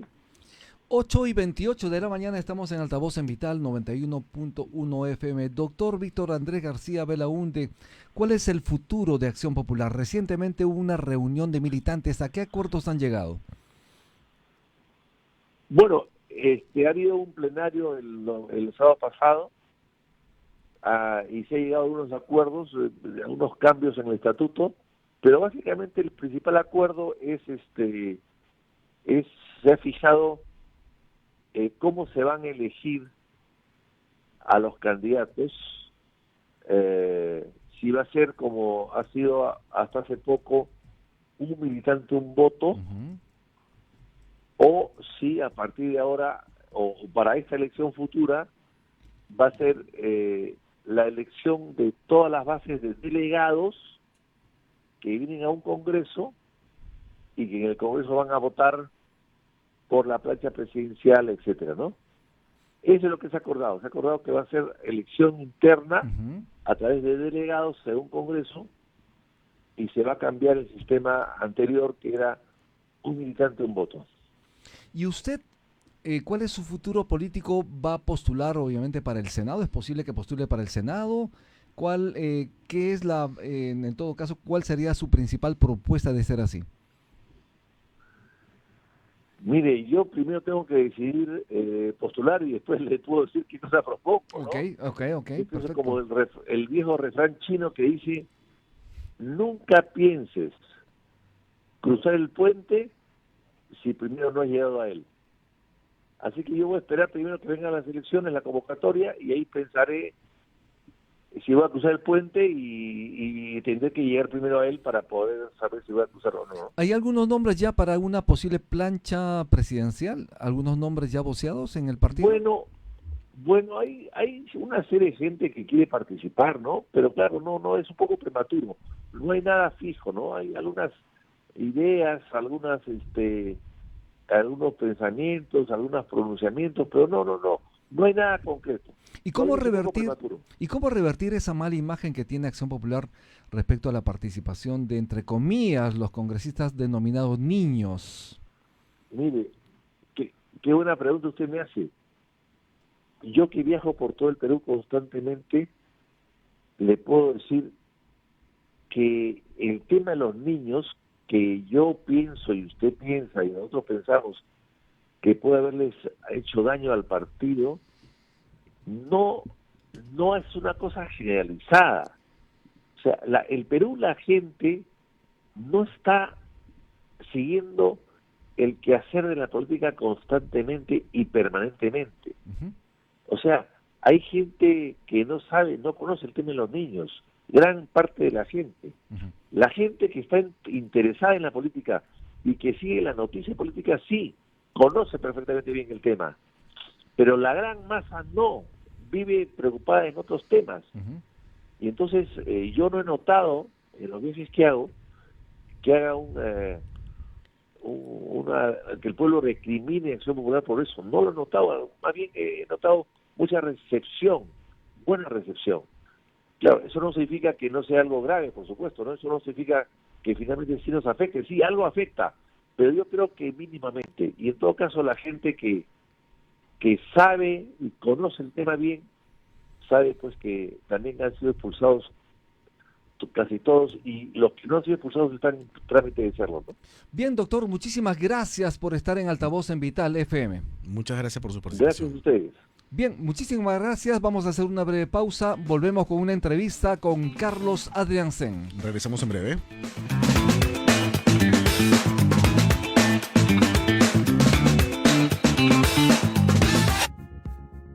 Es momento de probar un buen café. Café Solar de Samaniego. En Vital FM las noticias llegan con Altavoz.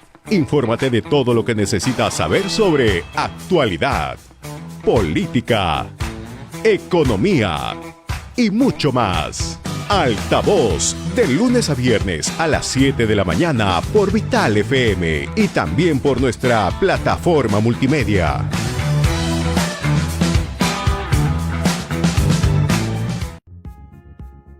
Es momento de probar un buen café. Café Solar de Samaniego. En Vital FM las noticias llegan con Altavoz. Infórmate de todo lo que necesitas saber sobre actualidad, política, economía y mucho más. Altavoz, de lunes a viernes a las 7 de la mañana por Vital FM y también por nuestra plataforma multimedia.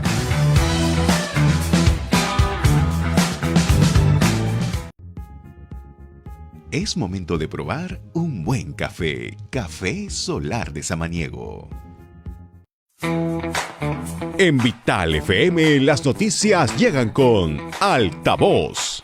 Infórmate de todo lo que necesitas saber sobre actualidad, política, economía y mucho más. Altavoz, de lunes a viernes a las 7 de la mañana por Vital FM y también por nuestra plataforma multimedia.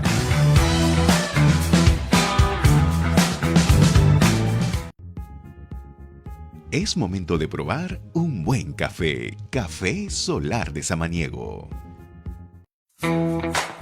En Vital FM las noticias llegan con Altavoz. Infórmate de todo lo que necesitas saber sobre actualidad, política, economía y mucho más. Altavoz, de lunes.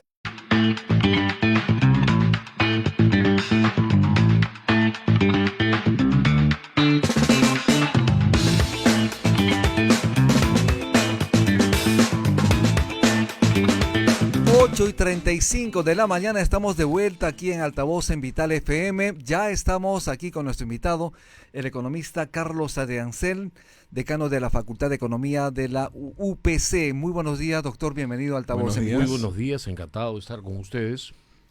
Lo primero, doctor, ¿cuál es su percepción de lo que está ocurriendo con Petroperú?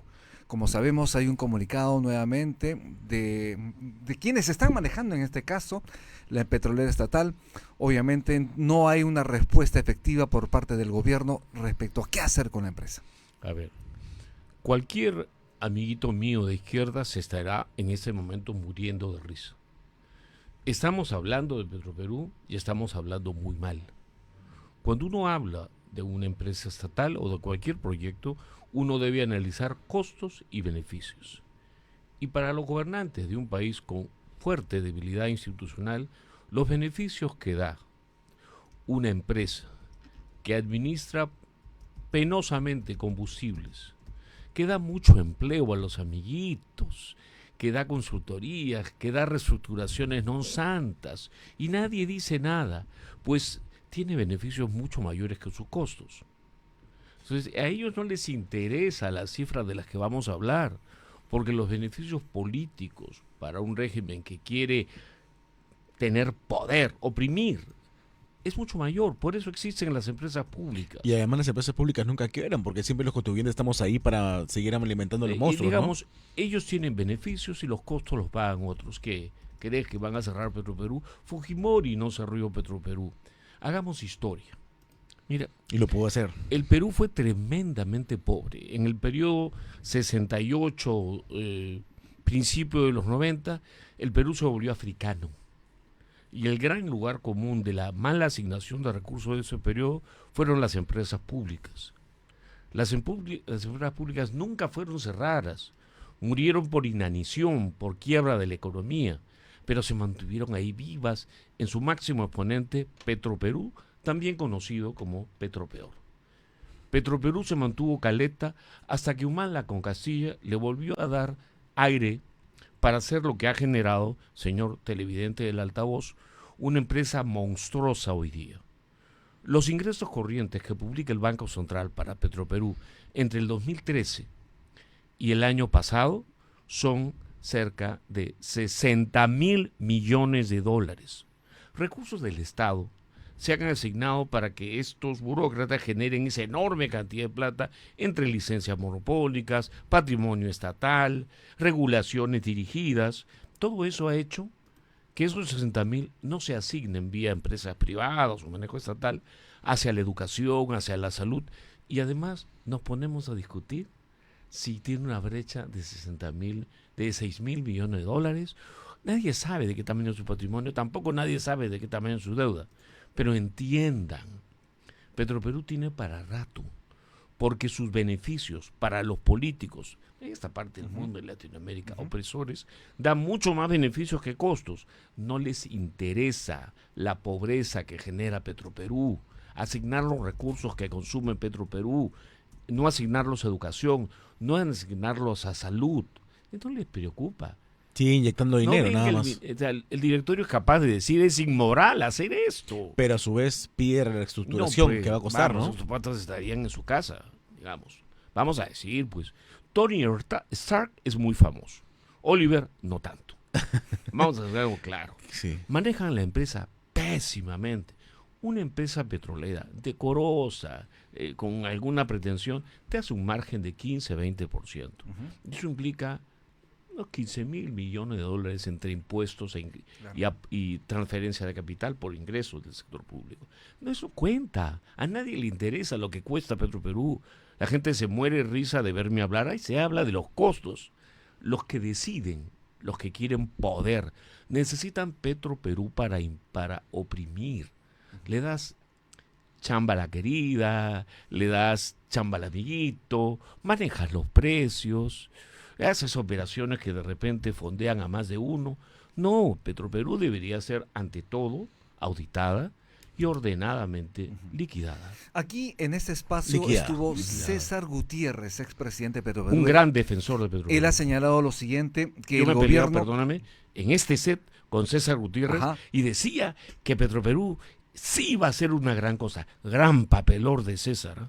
Gran papelón. Él ha señalado que el gobierno de Dina Boluarte ha perdido justamente 1.500 millones de dólares de ¿Qué todos los tal, peruanos. guajo? Yo ese me abstengo a comentar al señor Gutiérrez, que es responsable ideológicamente de que este botín siga vivo. La bestia que empobreció al Perú en los días del velasquismo y el post-velasquismo hasta 1990, porque la Constitución de 1979, tanto como Espuria, fue velasquista en ideas. Bueno, ese largo periodo de empobrecimiento tiene un botín monstruoso en las empresas públicas, pero los peruanos no hemos aprendido nada. ¿Y qué pasa con Chile, por ejemplo, con Colombia, que mantiene sus empresas públicas, empresas mineras, empresas petroleras también? Chile tiene una empresa nacional de petróleo, no tienen ni una gota de petróleo en Chile, buscan petróleo afuera. Ya sé lo que usted me va a decir. Bueno, Chile no es ejemplo de nada ya, pues, por Dios. Colombia. Miremos más alto.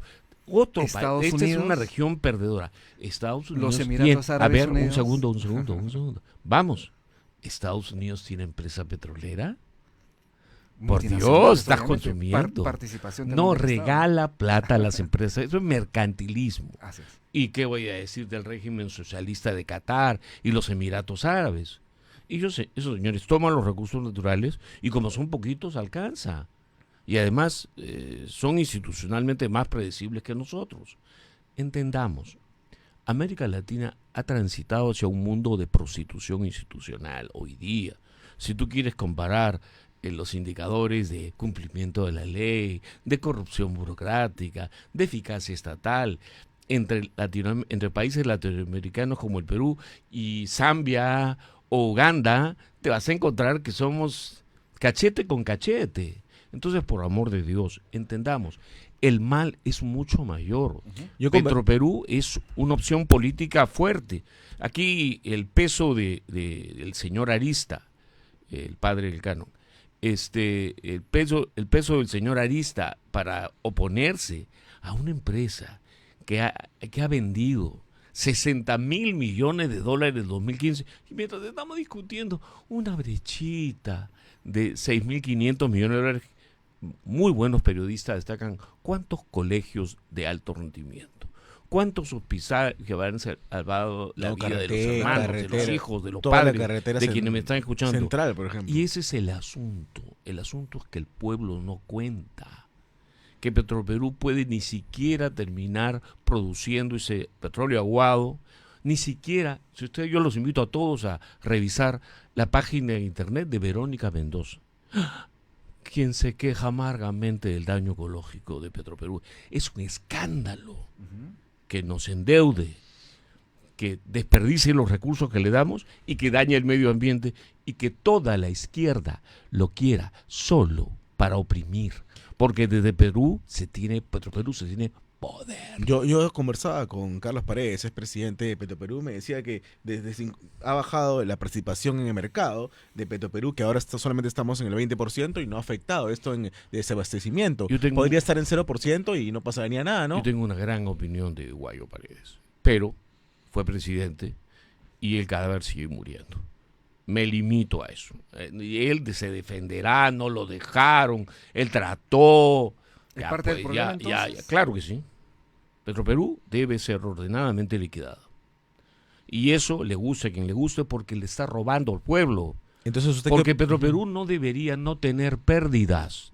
Petroperú debería tener utilidades y mandarse al Estado porque los hospitales no tienen para comer. Petroperú debe pagar impuestos. Petroperú no puede embarcarse en una refinería podrida. El ministro en ese momento, Alex Contreras, pidió un adelanto de las utilidades a Petroperú. Todos los ministros que he escuchado últimamente tienen un cierto asquito por Petroperú. Ay, yo no le voy a dar. Todos le dan. Petroperú es más grande que todos ellos juntos. El poder político y el poder ideológico. ¿Y qué opinión tiene usted de este cambio, en todo caso, de los directivos de Petroperú? Porque habría la intención de que vuelva, digamos, una terna serronista a dirigir Petroperú. Simplemente, esa es la decisión de la señora Dina. Para ellos, los beneficios de Petroperú son inmensos. Aunque sus costos sean crecientes y los pague el pueblo, no les interesa el pueblo. Los humanos, el pueblo peruano, para estos inhumanos, no cuentan. Por Dios, hablemos claro. Ellos necesitan poder. Una gobernante frágil necesita un Petroperú para contentar a la gente. Estamos con Carlos Adrián Sen, decano de la Facultad de Economía del UPC, 8:45. Vamos a retornar en breve. Estamos en Altavoz en Vital FM.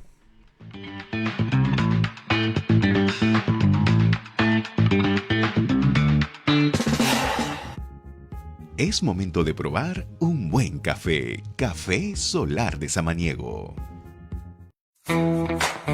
En Vital FM las noticias llegan con Altavoz. Infórmate de todo lo que necesitas saber sobre actualidad, política, economía y mucho más. Altavoz, de lunes a viernes a las 7 de la mañana por Vital FM y también por nuestra plataforma multimedia.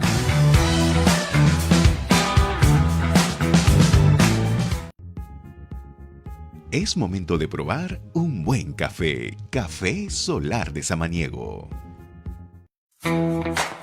En Vital FM las noticias llegan con Altavoz. Infórmate de todo lo que necesitas saber sobre actualidad, política, economía y mucho más. Altavoz, de lunes a viernes a las 7 de la mañana por Vital FM y también por nuestra plataforma multimedia.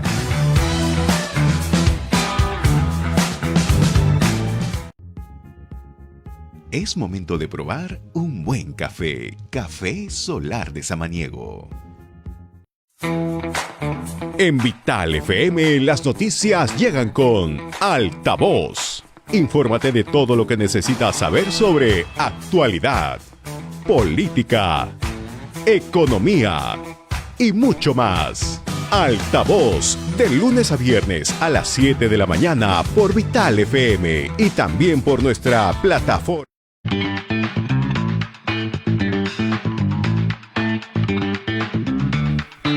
8:47 de la mañana estamos con Carlos Adrián Sen, decano de la Facultad de Economía de la Universidad UPC. Doctor Adrián Sen, ¿qué hacer al final con Petroperú? Liquidarla. ¿Es posible liquidar en estos momentos? Ordenadamente todo es posible. Mire, el Estado peruano ha metido tantos recursos a Petroperú que así, muriéndose, vende 60.000 millones de dólares del 2015 en los últimos 11 años. Eso es demasiado recurso.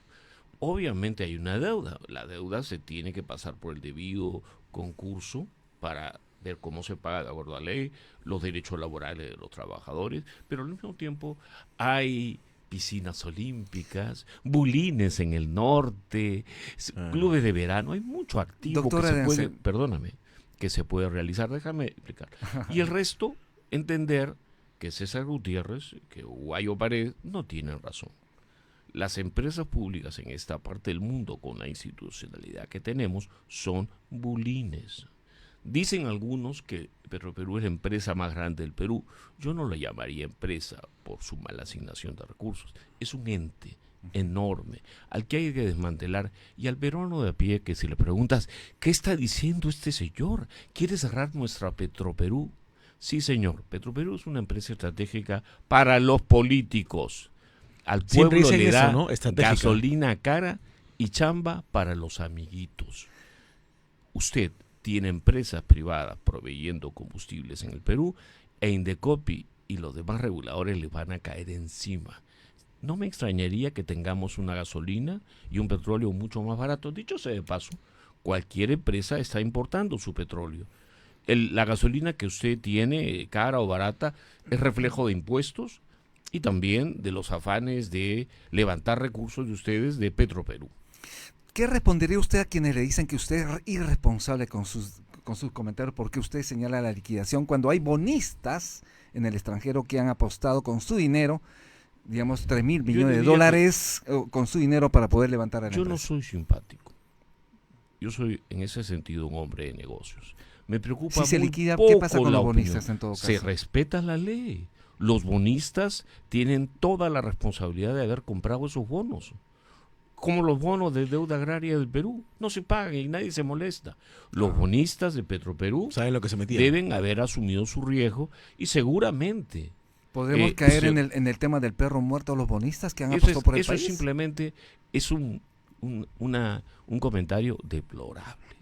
la gente que habla del perro muerto de los Ujú. bonistas es cómplice, es totalmente amoral, cuando no habla del perro muerto a los bonistas agrarios, a los que se les robó su propiedad. Por Definitivamente, Dios. definitivamente. No.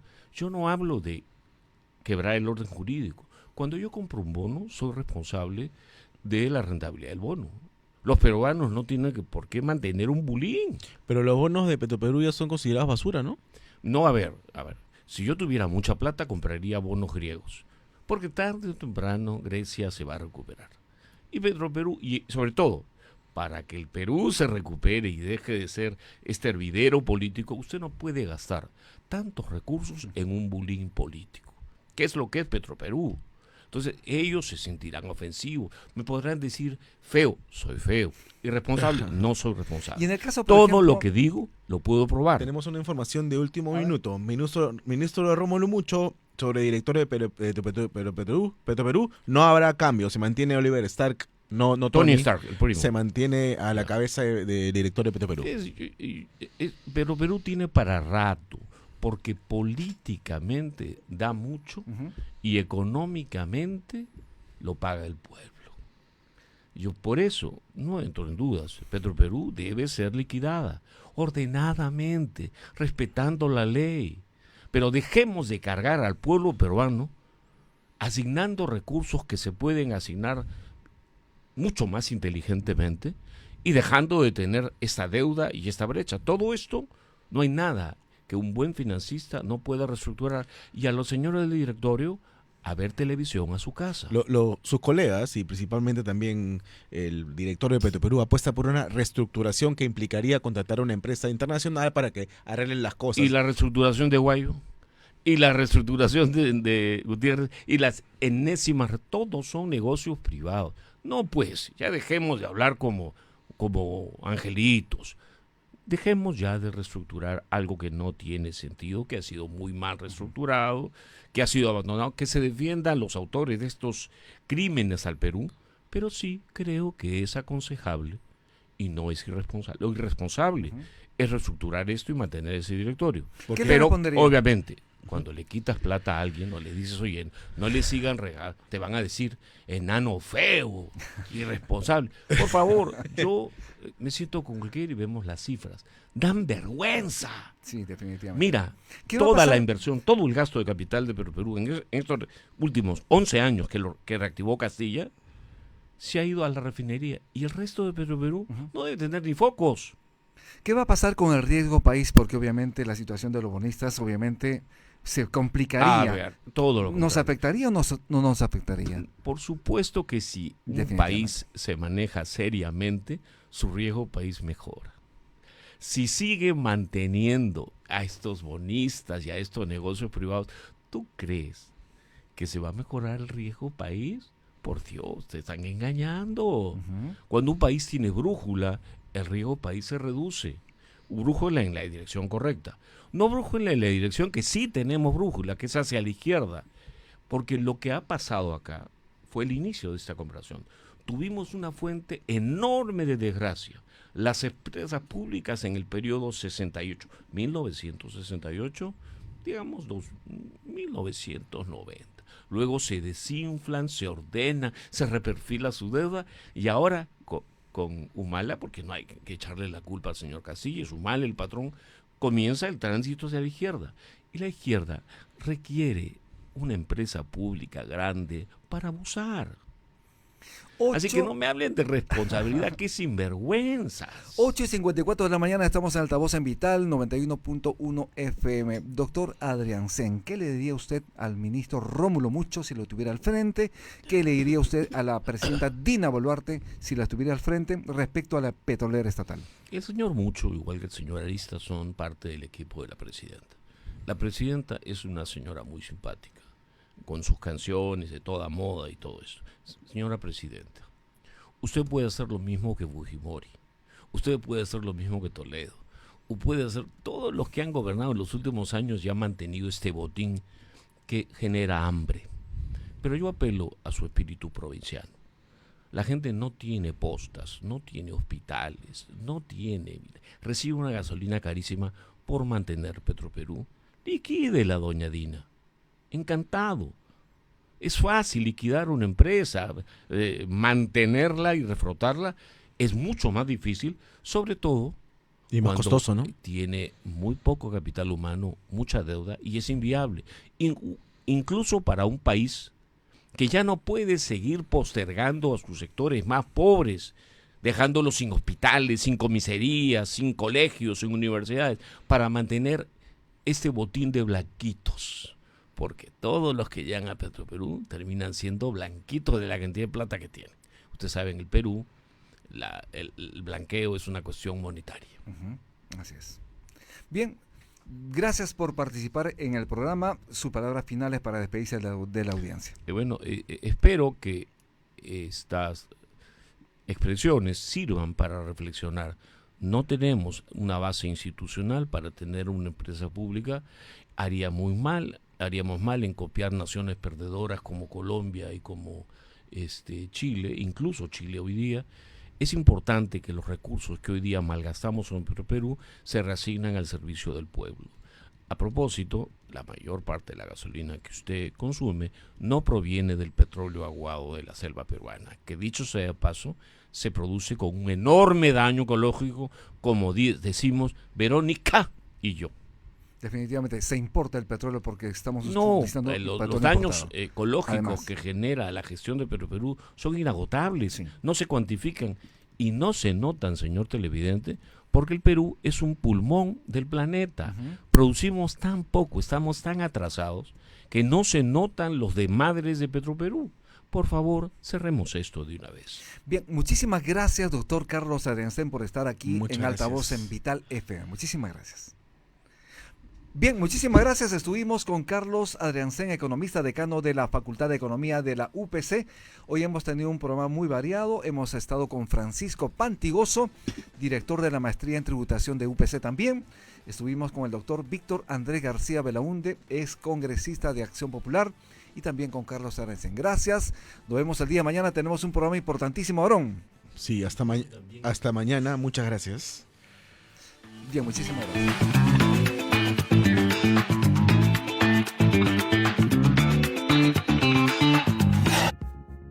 Es momento de probar un buen café. Café Solar de Samaniego. En Vital FM las noticias llegan con Altavoz. Infórmate de todo lo que necesitas saber sobre actualidad,